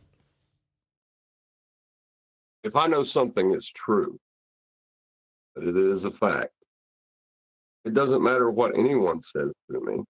If I know that is true, I don't have to bother myself with it. You know what I mean? Yeah, exactly. When I woke up on the day of TFE, I didn't actually know it was TFE, but then the first thing I'm presented is, look, it's green screen. I'm like, oh, it's TFE today. Now, by pure coincidence, my wife was off out with the kids. I'm like, you telling me I've got free reign of the place and TFE's on? I'm like, awesome. I better start sowing some seeds. This is while I was drinking my coffee at 6 a.m. with my wife. So I'm like, what can I take a video of? And I look out the window and the sun's just coming up. I'll film that and then say there isn't a sun and that it's green screen. Just start poking. In other words, I don't care. It don't matter what I say at this point. It's inconsequential to me. You know, nothing that happens over the course of that day, right? Or nothing past tense. Nothing that happened over the course of that day was going to have any bearing on us. So we could look at it completely objectively. Couldn't we? So we just had a laugh. Right. But what is it that you know that makes it inconsequential? Earth's measured flat. I knew they'd come back with flat Earth measurements. After the fact, I've poked fun at them because they've now decided to turn it into some sort of science experiment, like formulate it, like try and officially formulate it rather than just calling it an experiment. And while they're doing that, you're like, okay, I predicted that they'd measure Earth flat when they went down there. And they did! Science! Earth scientifically valid to be flat by their standards. Oh, by the way, did they get all this through peer review? I think nowadays, though, just going back to that knowing the truth, what John was saying, and at one point in my path, I was very forceful in wanting to tell people that the Earth was flat and that's how it's measured. I'm not so much like that with people now, but still knowing the truth, I do feel like sometimes you want to share that truth, don't you? You want to let other people know, that if you also notice this and realize this, the fulfillment you'll get of knowing that you've discovered the lie and now you know the truth. I think a lot of us, that's what we want to do, isn't it? Tell the people the truth. Yeah, I just like making YouTube videos, if I'm honest. I mean, take it or leave it is my attitude, though. I'd love to agree with you, but I don't sit here and worry that the audience aren't going to understand the truth. It was a bit like that, again, back to the writing of the book. There were certain points while we were writing it where we're all discussing how some of it's quite heavy going. And the kind of conclusion is, yeah, it is. If you can't cope with that, tough luck. It's like some of it's not a light going subject. But in the process of trying to just get that out to the audience, as long as I achieved getting it out, do with that as you will. Take the information or leave it. Argue with it. Well, that's my show. But I don't care. So that might offend some people. They're like, what, you're not deeply concerned with whether or not I know the truth? Well, no, I'm sorry. In a way, your show's name is almost like a housekeeping question unto itself, because the existence of something in the physical world is not up for debate. You know what I mean? Yeah, it could be called Flat Earth Debate ? Couldn't it? Yeah, it's like, you kind of stepped into it when you thought you had a debate, that there was a debate to be had about it. You know what I mean? Well, while I won't change the show title, I decree from this day forth, anybody who announces the title of this show should say it with an upward inflection. So it's not Flat Earth Debate anymore. It's Flat Earth Debate? Like it's a question.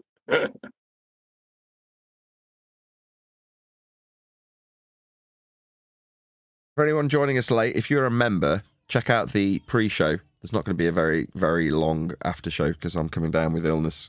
I've got a high temperature, so I'm going to round out relatively soon after the live show ends. But if you are a member, we popped into politics because there was absolutely nobody in Flat Earth Debate or indeed in Earth Awakenings. So in spite of us being banned from there, or seemingly banned from there last time I tried to go in on Monday, that isn't the case anymore, which is nice to know, if nothing else. So at the time I was like, sod them! They will never have my presence again.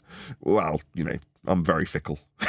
So the minute my server, or my most regular server, it's not mine, was empty, I was straight in there.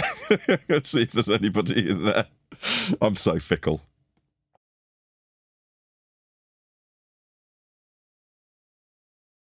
Right, any other pressing business as we've got 121 people watching live? Any word on Shadowgate, in all sincerity, Brian?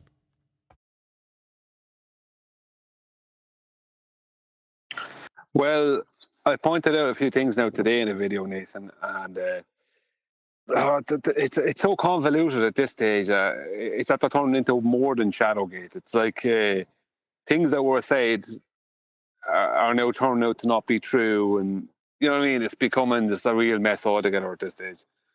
I don't know what to say about it anymore. I really don't know what to say. All I can say is shenanigans. There's definite shenanigans going on there somewhere. I suppose it's only a matter of time before. I mean, someone always gives the game away, don't they? They always say, "I was part of that, and what they did was this thing," or something. You know what I mean? If something happened, if there was something, go on. Well, I speculated with QE, and he laughed at me at the time that there are intentional shenanigans, but the event might be legitimate. That's to say, I put this speculatively to an opponent the other day.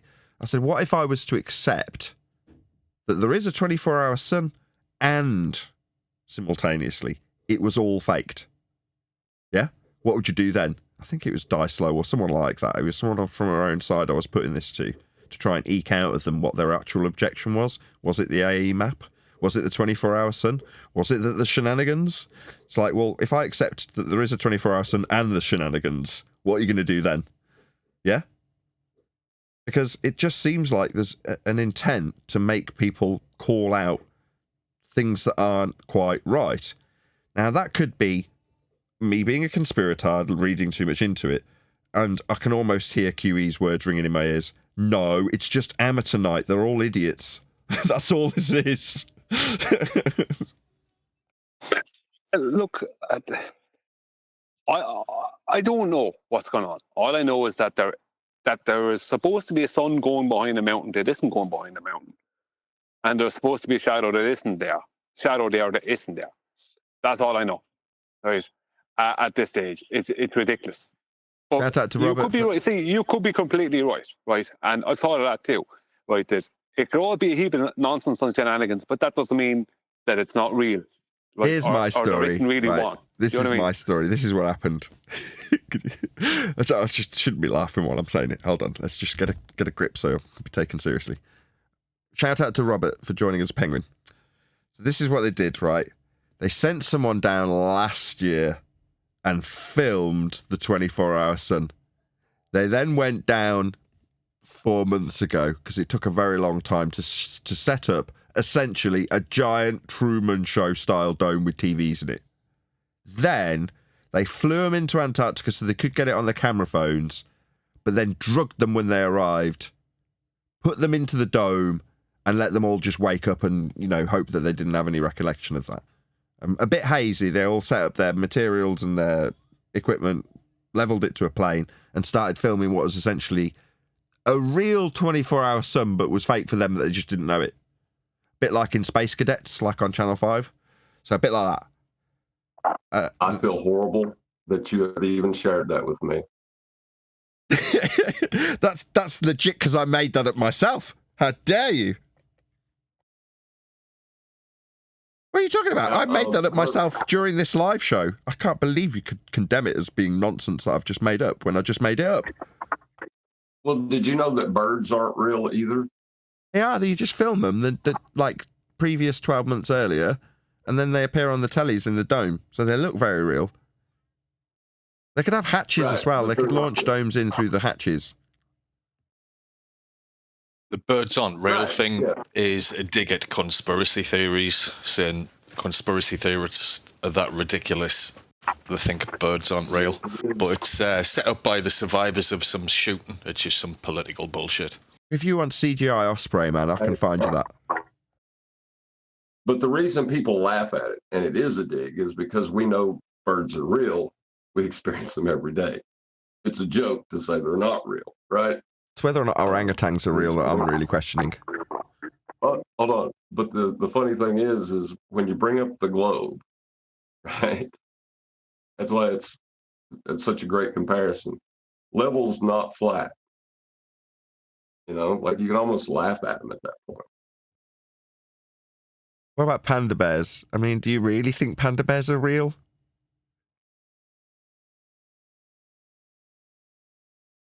It's got to be a conspiracy. Not conspiracy. It's just some dude. It's just some well-trained. I did performing arts. It's where being a panda, very well paid. But it takes an artist. They do exist, but they're just too big. You can't see them. There is a guy online who has a conspiracy that sharks aren't real, like great white sharks. I can believe that. He thinks they're all made up. Same with pelicans. I mean, that beak is just a joke. Someone's glued that on.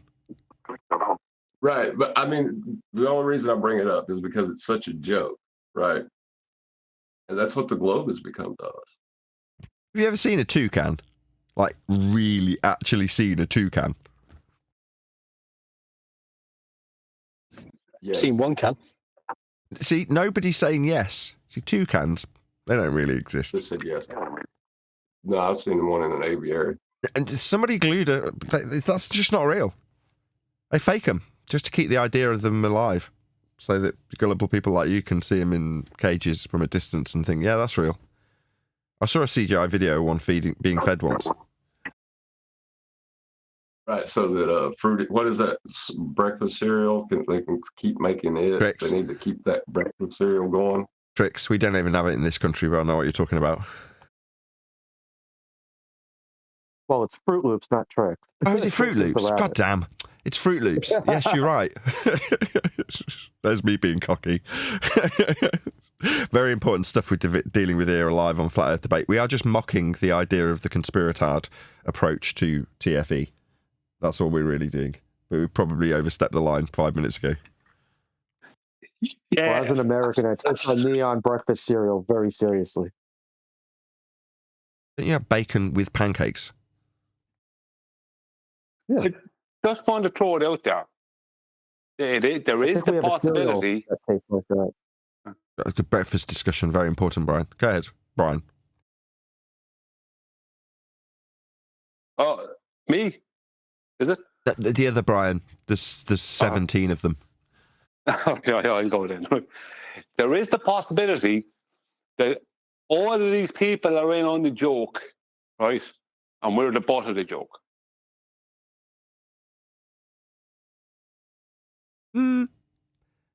Maybe. I think the truth lies somewhere in between, which is there's a comedy of errors with mistakes being made by amateurs who probably are capturing a 24-hour sun. Now, whether or not that occurs every year or not, I don't know. I've been led to believe, potentially by someone who just lied to me, that there wasn't one 24-hour sun. Now that there is, okay, there is. So what? And... But whether or not the flatties that get behind Stitchgate and Vapegate and just don't actually ever talk about the 24-hour sun itself, they can't dare even mention it, it just makes them look like tards. A lot of them are actually denying it. They're like, you don't have to deny this, right? You can take it or leave it, you know?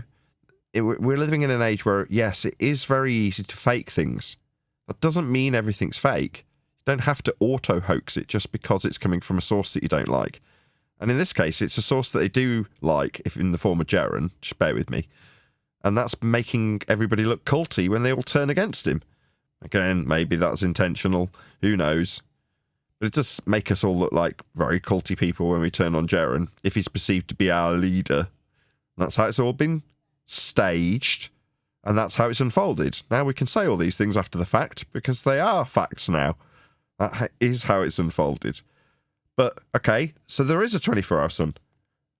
And? What's that? Antipodal assumption? No. What's that? Azimuthal equidistant projection? No. So what difference does it make to us? None. Now, there's a few people that really, really want it to be consequential to me personally for some reason, to the point where they'll dig through my back catalogue to the tune of 8 years to find me discussing this very subject of a 24-hour sun with someone telling me there isn't one, and then me saying, right, well, there isn't one. And them going, look, he said there wasn't one. You're like, okay, well, if you want to dig that far for cope, fine. But I haven't spent 8 years praising at the altar of azimuthal equidistant projections because I believe there isn't a 24-hour sun, or is. It's inconsequential. The first-hand testimony had led me to believe that there wasn't one. And why wouldn't I if someone's telling me that there isn't based on first-hand testimony? Now, if that's shown to be wrong, that is to say, today there isn't one, my first-hand testimony from a person that went there said there was, then something just seems awry.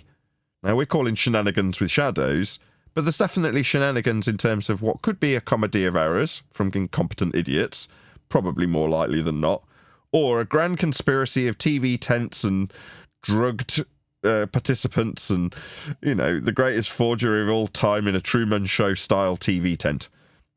One extreme isn't necessarily going to be anything like the truth, and neither's the other. What we know is Earth's measured flat regardless of what they're showing us in Antarctica. if there was a 24-hour sun and had always been, then I've got to question somebody who I interviewed in terms of their credibility. That's about the only consequence for me. All right, well, is Robert lying? Last time I did that, AI joined the show and said, well, but for retroactive continuity, you can't automatically assume that he's lying. You can't assume just because when he didn't see one, that didn't mean that there should have been but wasn't and he's lying about it, or there was one and he said that there wasn't when he actually did observe it. Either way, it's still inconsequential to us, hence my name being screamed into the snow, rather than a complete contentment. They should be, metaphorically, post-coital cigarette basking in the midnight sun. And are they? No. Because Earth's measured flat regardless of what they do in Antarctica. Their observation's interesting. I'll give them that. You know what's funny is the question still exists. Is there a 24-hour sun in Antarctica? Because the people that are involved in this whole thing are so untrustworthy. Jerome Campanella, Will Duffy, McTeown, Whitsitt, whoever else, right? They're so untrustworthy, and there's so many holes to this whole thing that people are still asking, is there a 24-hour sun in Antarctica? Yeah, which keeps, so that's what John was saying earlier. John was saying this keeps the perception of a debate alive, doesn't it? So if we can then say, well, there's enough ambiguity in this footage to have a question on the table of whether there is or isn't. Nobody ever gets to the point that we're at where we say, accept it, just accept it. Well, I don't want to because it means I can't accept my azimuthal equidistant projection. Well, then you've got something like a boat anchor tying you down. You don't need that boat anchor. Just accept it and then ask them, then what, when you accept it. But if you put all these gates up, there's a perceived debate about whether there is or isn't a 24-hour sun. Now, if you just accept it and just go, okay, at face value, based on what you're showing me, and for the sake of this discussion, I'll accept it. Fine. There is a 24-hour sun. Now what, claimant? What are you going to do with it? You, not me. I'm not using this. What do I have to say about it? Very interesting. Very interesting indeed. What of it? But if we're never saying what of it, and we're only going, well, maybe there isn't, because the azimuthal equidistant projection would still be true, the Gleasons would still reign supreme. We gave up on that dream in 2016. Again, people need to go back through my back catalogue and start holding me to those straw men that we investigated when I still had hair. Fine. You do whatever you need to do for cope. Back to me and my contentment. I don't care what you do. You need me to be saying there was an azimuthal equidistant projection that is the map and model of the world, and it's been debunked by the 24-hour sun in Antarctica. Therefore, shut your channel, shut your... Well, you can believe that all you like. It doesn't change anything for me. And Earth's still measured flat for everybody who's listening to this show, and affirming the consequence still going to be the fallacy employed to suggest that you're travelling down to the bottom of a ball by automatic assumption, aka begging the question. All of those things have been summarised 100 times since this suggestion of a consequential endeavour in the form of TFE was ever suggested. Doesn't make any difference. Right. And you'll still be using that 24 hours. Sorry, mate. No, you go ahead. Go on, John. You're right. I was just saying, if there was a 24-hour sun, you're still going to be using that sun for elevation angles, and you will be using, when using the Mariner sextant, sea level for the horizontal reference frame for that elevation angle, with distances of horizontal baseline up to 5,400 miles, possibly, for the radius. Exactly. Of that circle of equal altitude. Or to put it another way, the minute you present some measurements from TFE, it's all going to be measured flat. Go on, John. Well, I was just getting ready to say, could you imagine if the emperor's new clothes had the little boy come out and say the emperor was naked, and somebody brought up an argument about the magical properties of the clothing he was wearing to him? That's what they did do. Yeah. I mean, in reality, not. Well, no, that's what they did to the king. That's what they did to the emperor. They fooled the emperor that these clothes existed. They're just invisible to stupid people. Stupid people can't see it. Like they sold them on a story, like an AE map. Yep. So now they're trying to give justifications. Yeah. Well, what if the sun set the day after they left? But my point with you, John, was more... So just one sec, we'll come back to that. Was that there's a semblance of a debate if we can still have it be ambiguous whether or not there's a 24-hour sun. In other words, people on the flat Earth side's reluctance to just accept it. Now, I try and position this in a way that makes it more palatable to the audience, which is say, I can accept it at face value, and then in the next breath say, I can accept that it's all fake in a TV tent studio, whatever you want to claim. Okay, I'll accept that for the sake of this discussion. I'll accept that there is a 24-hour sun based on the footage. I'm not going to get into, look, there's a myriad of ways of faking this. Who cares? Yeah, okay, there is. Yeah, great. I'll accept your footage. Now what is the point? Because that reaches the point where, well, what are we actually going to get of this information is going to be flat Earth measurements that Wandek just pointed out. So we're still going to be measuring Earth flat then. Okay? That's never going to put me back on a ball, is it? Yeah. Well, no. But again, people's problem is, the question is, well, what do we reify it into now? Like, if they never stop doing that, they're not going to just accept, oh, well, it's measured flat. Yeah, they want a shape. It's like, no, it's not a shape. There is no shape ascribable to the plane that we dwell atop. It's a plane. Measured as such, it's an aspect of the reality that we are inhabiting. One of the realities that is a plane. That's it. What do you mean, shape? It bugs me. I had a couple of, I don't want to mention them, won't dignify, maybe they'll be listening to this, right? Some of the middle-of-the-road wave flirfs and die-hard anti-flat earths that were talking about being shape agnostic. And you're like, shape agnostic? There's no shape question in this discussion. Earth is measured as a plane. That's an aspect, not a shape. The fact that people can take the aspect we measure that's fundamental to measuring Earth and then turn it into a shape means that you should say, well, I don't know if I want to ascribe a shape. It's like, you can take the flat Earth measurements and mathematically turn it into any freaking shape you like. But when you get back to the base measurements, you don't say, well, because that one should turn out to be true. Just look at the measurements. Think about the shape that you can turn those measurements into. Spherical being one of them. Do with kitchens, can't you, John? Yes, my kitchen is a sphere. Shout out to Neil Consento. The audience loves you, brother, says Flat Earth Travolta from the Super Chat. You know, the only thing I had to do in my kitchen, though, was establish a horizontal baseline to get angles to the ceiling fan, and I was able to calculate that radius. So as long as you had a flat plane of reference to start measuring things with, you were golden, right? Absolutely. Yeah, you're going to need a flat Earth for that. All roads lead to a flat Earth. Any last comments before I ask everyone to stay tuned? I'll say if you are watching this on either Nathan Oakley 1980 or Nathan Oakley Primary Extremes, then stay tuned as there will be an after show to follow. Or something along those lines. Oh, sorry. No, you go I on. mean, it's not a one-for-one equivalence of what goes on in the North. In the North, everybody in every capital city of every country north of the equator can at some point see Polaris simultaneously with everybody else. Well, Can't that's do why that I in the think States. that's why I think the whole GP thing is flawed, because you can't know that every star has a GP. They could be like a rainbow, like having a parent position at all times. Well, I mean, the stars in Orion's belt have GPs, but those GPs aren't fixed GPs to one location. Everything's moving except for one thing.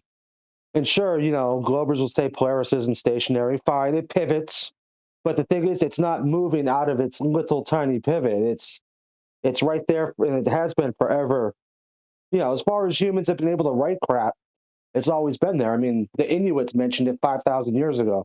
Now, I know you got to take all that with a grain of salt with with our historical timelines, but Polaris has always been there. Polaris doesn't move from its location. You can't say that with anything else. And to say things go east to west around that fixed point, I don't see why we got to throw that out just because Jaron hung out with some penguins. Because it seems to me like there's other people that are panicking and trying to. saying it doesn't matter It if it's seems to me a there's. star or not. You're still going to need a Sorry, horizontal you were plane kind for of the elevation angle, aren't you, mate? You're still going to need a sea no, level for the elevation angle, whether it's wobbling about or not. right. And the thing is, the worst part is it is 100% inconsequential. It doesn't change anything. That's the thing. But like, I mean, to just go ahead and like to like panic graph the sky with two celestial poles all of a sudden, I don't agree with that either. Oh, listen, what is there to agree, disagree about? Do you think that all of the stars at the same time circle the north? I think everything in the sky except for one thing goes east to west. East to west. I know And to that's the say red herring. otherwise, it's stupid. Listen, yeah, that's the red herring. Do you think that all the What? stars at the same time circle around the North Star? Is everything moving east to west at the same time, and That's one not what thing's he's not asking, moving Vaxi. east to He west? doesn't know how Hold to on, answer it. Vaxi. I think Hold the on, Eli. reason. Just listen to his question, Vaxi. He's being really specific with his question. He's saying, do they all move around the North Star? That's what he wants to know. Yeah, I would say so. At least I you're don't see honest. why there's anything that would say They differently. don't. Well, I don't see how. Because imagine stars that are quite close to the North Star. Or when you go past the equator, those stars are going to go beyond the equator as well. The further south you go, the more they're going to be receding towards the horizon and disappearing to be never seen again. Yeah. Yeah. So they can't all be It's 'cause you can't rotating around the physically- north, can they? If the ones that you're then turning around and looking south to see, yeah, you can't even see the North Star anymore. How could they be rotating around it when you can't even see it? Well, yeah, just because the North Star is not visible, but everything in the south still going east to west as well. Yeah. And that's the whole thing. Like, it's really important to realize that it's not ever nighttime simultaneously for all these locations, and everybody's south is, and if the north is like, it seems to me north is the only direction that is fixed. Everything's just based on your orientation when looking north. Yeah, that's correct. The only absolute direction we have is north. Right. So if that's the case, then that means everybody looking south, everybody looking north will have opposite, like their cells aren't going to all converge into one single point either. That's why I'm saying I don't think that's necessary to claim a celestial, because if you're claiming a second celestial pole, you're claiming that south has the exact same properties as north. And I didn't say that. Not at all. I didn't say that either. Right. The South's messed up in many, many, many ways. Right. And I'll be the first to admit that. Now, you can, as Brian eloquently describes it, tie the longitude lines in a nice little bow at the bottom of a ball, and you can call that done and dusted and think that's a system. You can then start plotting out points on a celestial sphere and have a sign converting global positions. But it all gets messed up, doesn't it? And that's more evident in the south than it is in the north. In other words, the adjustments and anomalies are rife in the south. Now, do I have an explanation for that? No. There's just plenty of accounts of it being messed up. Well, the more time elapses, the more people like Brian get into why that is the case, looking at things like time zones. The same sort of stuff we were looking at 10 years ago, actually, but we're just getting more and more adept at how to see the distortions and name why that would be the case. Why are they distorted in this way? Especially with the flat maps. Why would you need to explain that? Did you make a claim about it? No, but it's nice to know what the score is, regardless of. I wouldn't be challenged on it. It's not my claim. You're absolutely correct. But like, I'm just pointing out that there's people like Brian finding this stuff out, and it's intriguing, and it's nice to know that. Well, does it work? Well, it works to a fashion. It's distorted, etc., etc. Well, where we have to stop, so we don't have to go that far, is people think that all the stars rotate around one singular point. That has to stop, because it's obviously, observably not true. Now, take with that what you will. It's just the truth, and that's where I stop.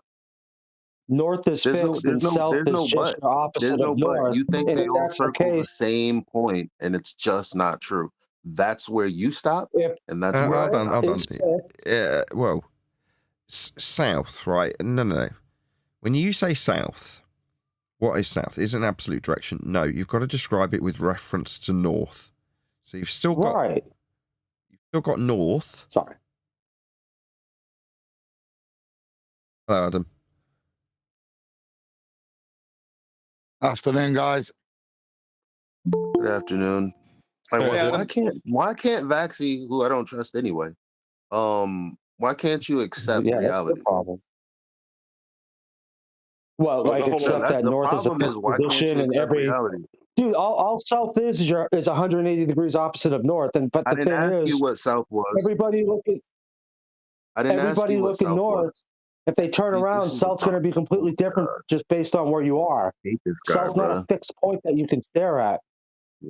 He's a fraud. If everybody looks south, not everybody's looking at the same exact south. It's all based off your 180 degree from north. You're a fraud. I knew it from day one. No need to call him a fraud. What are you doing?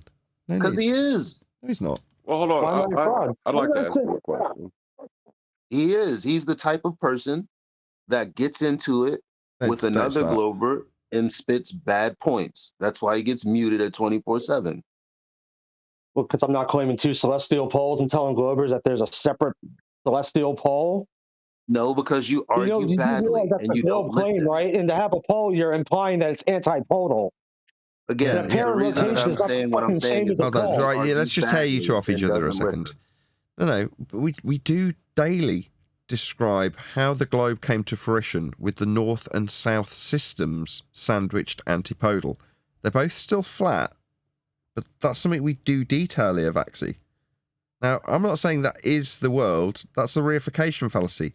I can tell you how it's been mathematically derived, and I'm explaining that Brian, in recent history, has gone through the distortions of stretching the longitude lines to a point in the south, and how you have to fudge time zones to make that seem to work. Now, these are just points that we can point out as matter of fact after looking into it.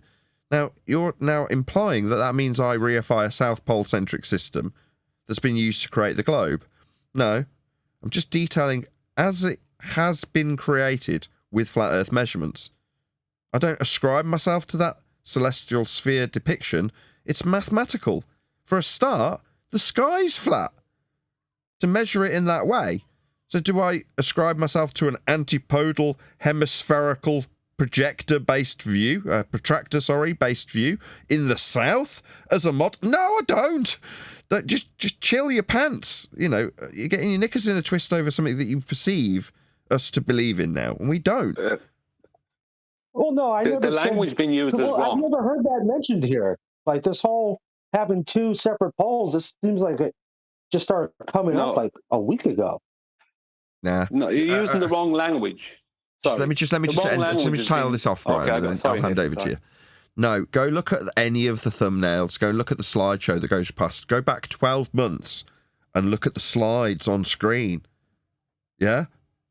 And then tell me that we're not talking about two separate systems, north and south, sandwiched antipodal, to create the celestial sphere.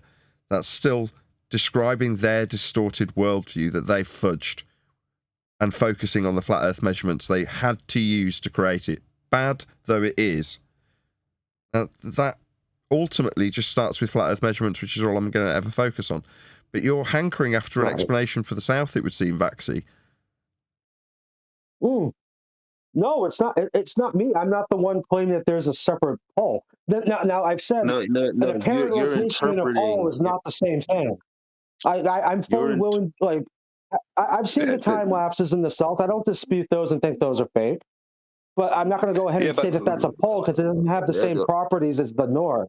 Yeah, listen. It does. Max is right about that. Hold on, I got Brian and Eli.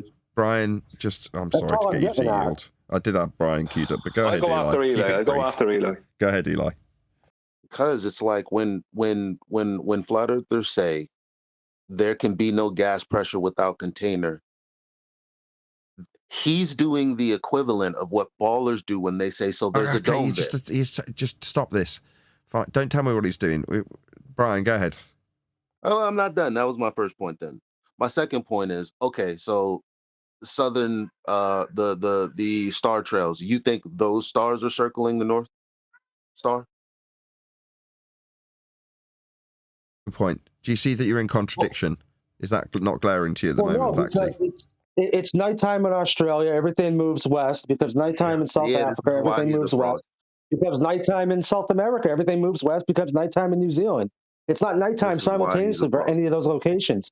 You may get a brief overlap, like 5 minutes, one day a year for one of those locations, but still, it's looking south What is the not the hell same does because that have to everyone do with my north is. question? Absolutely Well, nothing. it's not my fault. You can't comprehend that, Eli. Don't start, please, Vaxi. You're doing okay till now, right? I'll keep Eli for you, but I've got to do the same to him, right? Don't tell him what he can't comprehend. We can only go on the information. Relax. Only go by what we know, right?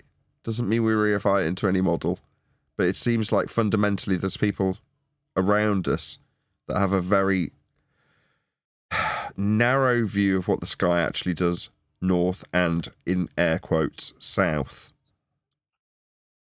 And some of the Can you things get him to answer my question, Nathan? Yeah, about going north, I was just about to get there. So you're in contradiction when you say you think they're all moving around the North Pole because they're all moving from east to west. Do you not see the problem with the south? Well, the apparent east to west as a whole. You specifically said, I'm not before you get your thoughts together, you specifically said, I've seen the southern star trails. My question was, so do you think those stars are going around the North Pole? Was my question. Yeah, I think so. As the whole unit rotates, it's also going east to west. I'm not saying that it's a big sweeping arc or anything. Nah. I'm just saying everything in the sky is moving east to west. And nighttime follows an east to west path as well, because it's not nighttime. Like, that's the thing. We're claiming two poles, but the thing is we have the North Pole, whatever. Let me just stop you a second. But to say that we have the South Pole, it's not the same. Just chill. Just kind of brush up your terminology. All the stars rise in the east and set in the west. Do you appreciate that there's some stars don't rise or set at all? They're just going around seemingly a point in the south and Polaris. Do you appreciate that some of them don't rise because they don't get near the horizon? Well, I mean, the Big Dipper rises and sets for me. Oh, again, that's just sequitur lane. What I'm trying to... Huh? It's okay. At this point, Vaxi, right, I'll draw a line under it because I can feel the tension starting to fray in others, right? So, for now, there's an assertion you're making that is contradictory to the actual behaviour that we definitely can observe when north or, separately, south. Regardless of what south is or how it's been misrepresented, what you're seeing in that location of the stars is entirely separate to the north in many respects. Some of it has an overlap, but for a lot of it, it's entirely separate to the motion that you observe in the north. Can I say something on this? Yeah. I might be able to help matters. I might not. I don't know. The problem we have is that we're using terminology that's given to us by the ballers. This two celestial poles. The reason that is what is the terminology we're given is because they have two geographic poles that those celestial poles are supposed to be in alignment with, right? Because remember, we're supposed to be on a rotating globe, right? And that's why we see all the celestial bodies move, because they're only apparently moving, the Coriolis effect, right? Because we're moving, right? So this south celestial pole doesn't exist. There is 2 points of apparent rotation, right? But there's only one celestial pole. That's all I agree. Oh my God, Vaxi. I don't need you telling me You don't need to interrupt him, mate. He's in the middle of dicing this down. We've been really patient with you. Why are you rumpusing him? Don't do that. Oh, that's my bad. My bad. I apologize. Yeah, Brian. There is one pole star whole Eris. There isn't a whole Eris south. There is a star that we can't see with our own eyes. You need a telescope, and they call it Sigma Octantis, right? That is not a pole star. That is a star that's supposed to be there. If you see with a telescope, you can see it. If you have a telescope, supposedly you can see it. I don't know, right? I've never seen it. But Polaris is there. Polaris, pole star, celestial pole, right? Now, I won't go into what that could mean or what I could speculate on why it's called the pole star. The point is that there isn't a pole star. So there's 2 points of apparent rotation, but there's only one celestial pole, and that's where Polaris is. Now, there's another point. The best depiction of this I've ever seen, right? Even though I couldn't ever put me stamp on it and say it's correct or anything like that, was a good depiction of it was actually from the Flat Earth Society, where the stars in the north were one gear cog and the stars in the south were another. The one in the north went around in a circle, and the one in the south went around in a circle around the outside of that cog. And that's how it was depicted by them. Now, Whatever. The truth is, the star is such a mystery, the sky is such a mystery, trying to work out some kind of geometry to it is nearly impossible. But that was a good depiction. I thought that was good from the Flat Earth Society, because it shows 2 gear cogs and one going around the outside of the other one. And there's one center one and another one on the outside going around it. Sure, but it won't work. It'll be flawed. No offense to you, Brian, but in the same way, the globe It's the only good depiction. That's the best depiction I ever saw, but it still doesn't explain it. You know? No, it's the same as the globe. If you really think outside the box and put yourself in the center of a sphere, and like on screen now with the angles projected out up to a flat plane you're definitely not standing on when you're measuring this angle depicted, you can put this ball with you in it around the sun to try and better explain how all these lights work. It's called the heliocentric model. In other words, you can go on to the point where utter absurdity to try and better explain the motions of these lights in a single unified system. And it will always be wrong. The best we've come up with so far, don't take this the wrong way, is heliocentrism. That's the best we've done. Putting us inside a ball and moving that, like this guy on screen now, around the sun from within the ball, so that the angles match to the plane you've measured them on. That's the best we've done so far. So when Jaron says... I would say that... Sorry. I'm just going to say one more thing. So when Jaron says it's the best we've got, well, okay, I said it in jest on the live show. Well, that's sincere.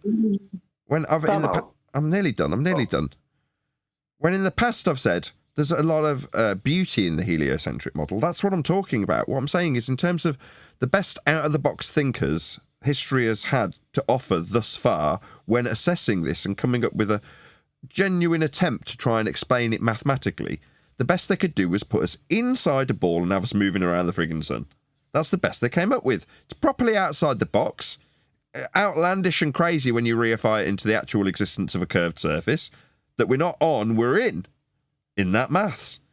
Now, I'm not suggesting that that's right. It isn't Earth's measured flat to create that system by Copernicus.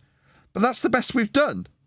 So if that's the best we've come up with, and it required some very out-of-the-box thinking, it makes me think that there's a very limited chance that we're ever going to come up with a better explanation, especially when there's powers that should not be, if you want to call it the church specifically, that want to maintain the world society remaining on the reified surface of that maths.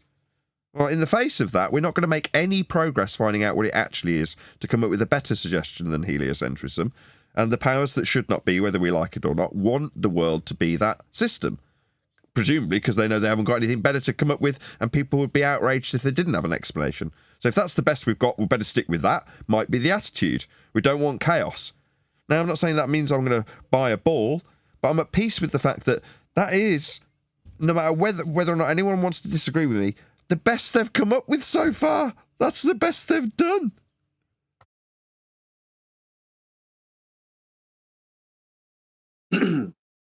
Now, I would have to say, yeah, I'm just agreeing with. I mean, I'm in disagreement with you saying heliocentrism. I thought it was geocentrism.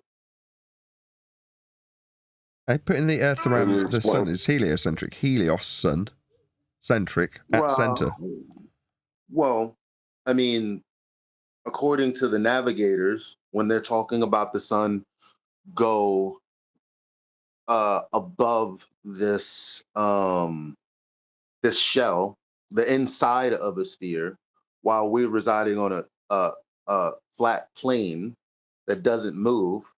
When they're talking about teaching students that in school for survival, they're talking about geocentrism. So how can that be a system for No, they're not heliocentrism? talking about geocentrism either. They're talking about a flat plane with the stars plotted with respect to their ground positions, so you can navigate. May I interject? Right, Yeah. but the sun is moving, not we're moving as a ball, whether we're inside or out around the sun. That's what 10th wants to interject with, to say, no, it's treated as a stationary plane, and the stars are treated as being the things that are moving. But I'm stealing his thunder now. Go ahead, 10th.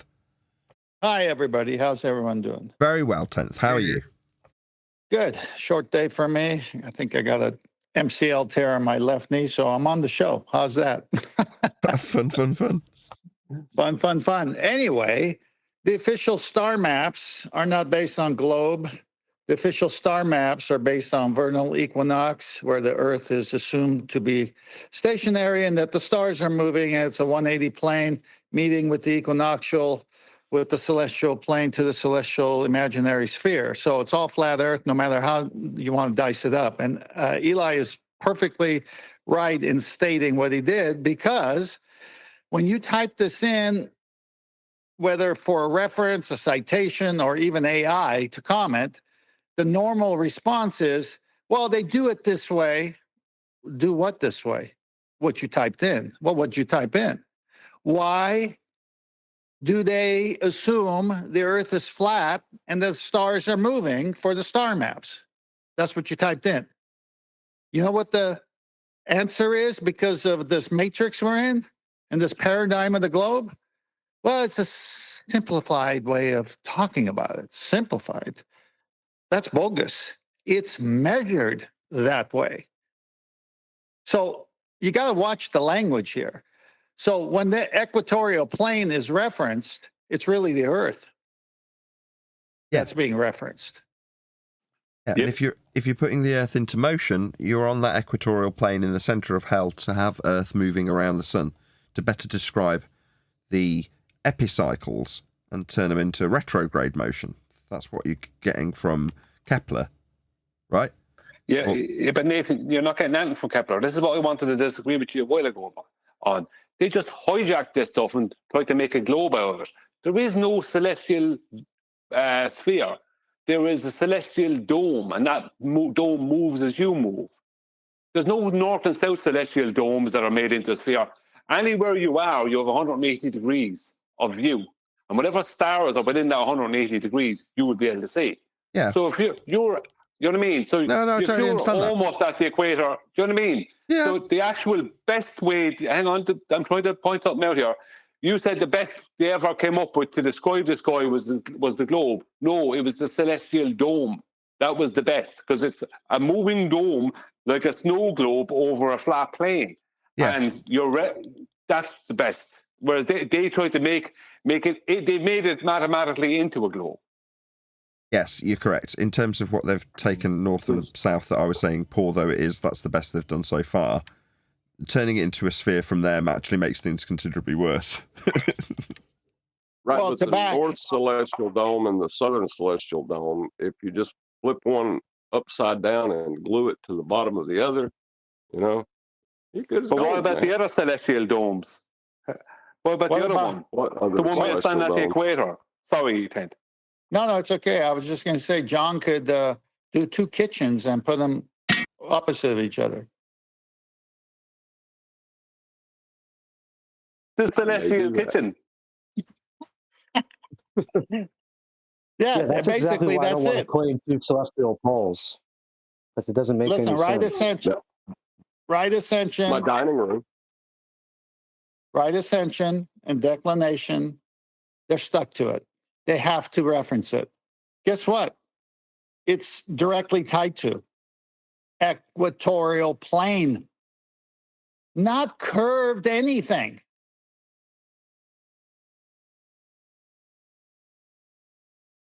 Okay, can I read this again from this Royal Air Force College reference?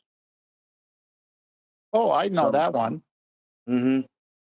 So, Earthly, Andrew Hill, parenthesis, quotes, Darwin rules, okay, end quotes, 12th of July, page 127, close parenthesis, says, end quote, even in The Spectator, we rarely find serious assertions that the sun goes around the earth. One can, of course, believe anything one likes as long as the consequences of that belief are trivial.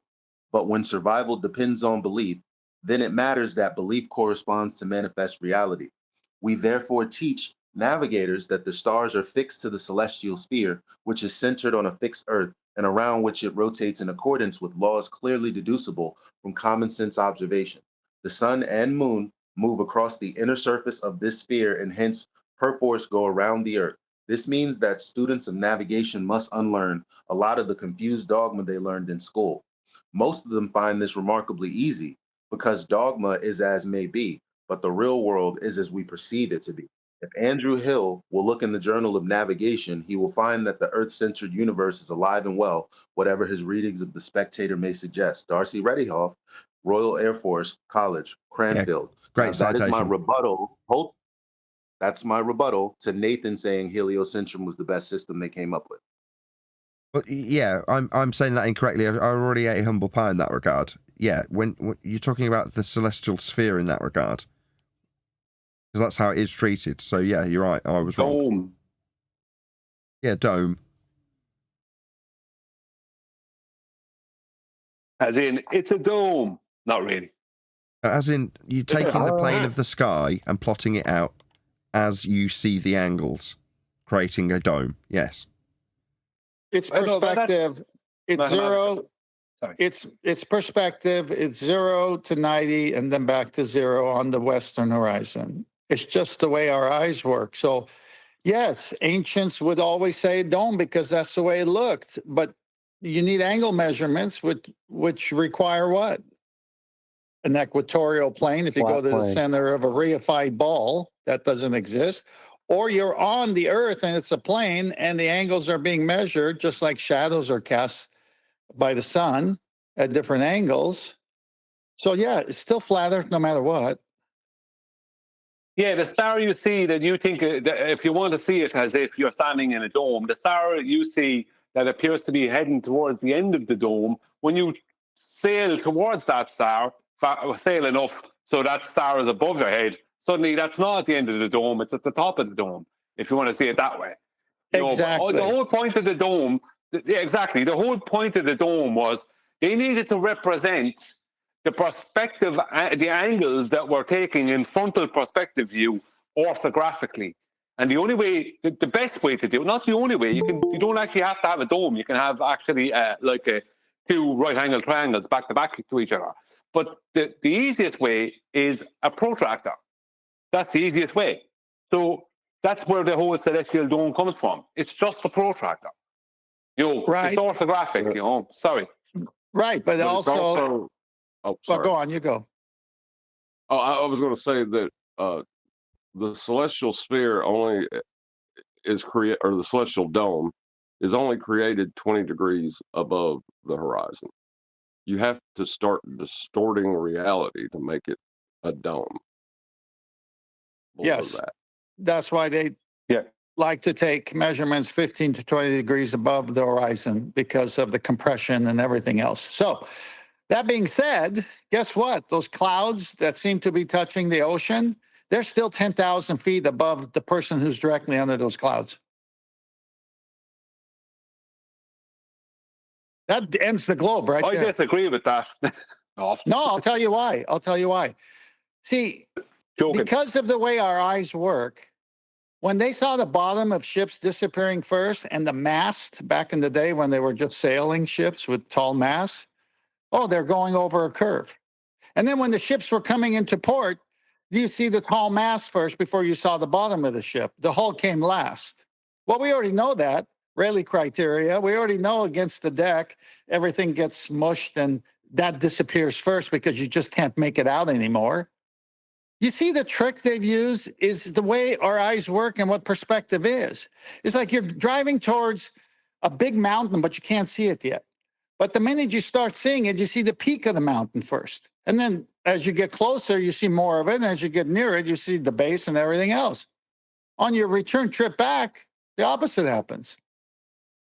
180-degree plane is necessary for all of these measurements. There's no escaping it. Absolutely. Yeah, that's the reason they ask us what's causing this obstruction in pictures. And they're pointing at the horizon and how the bottom's disappearing.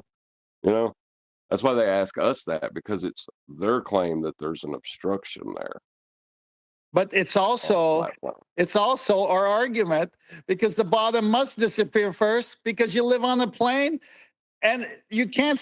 That's why you see above it much longer. You know, sorry for my English. The bottom will always disappear first because it's on a plane. Right, but they ask us about obstruction, right? They're the ones claiming that the horizon is a tangible obstruction caused by the radius of the Earth.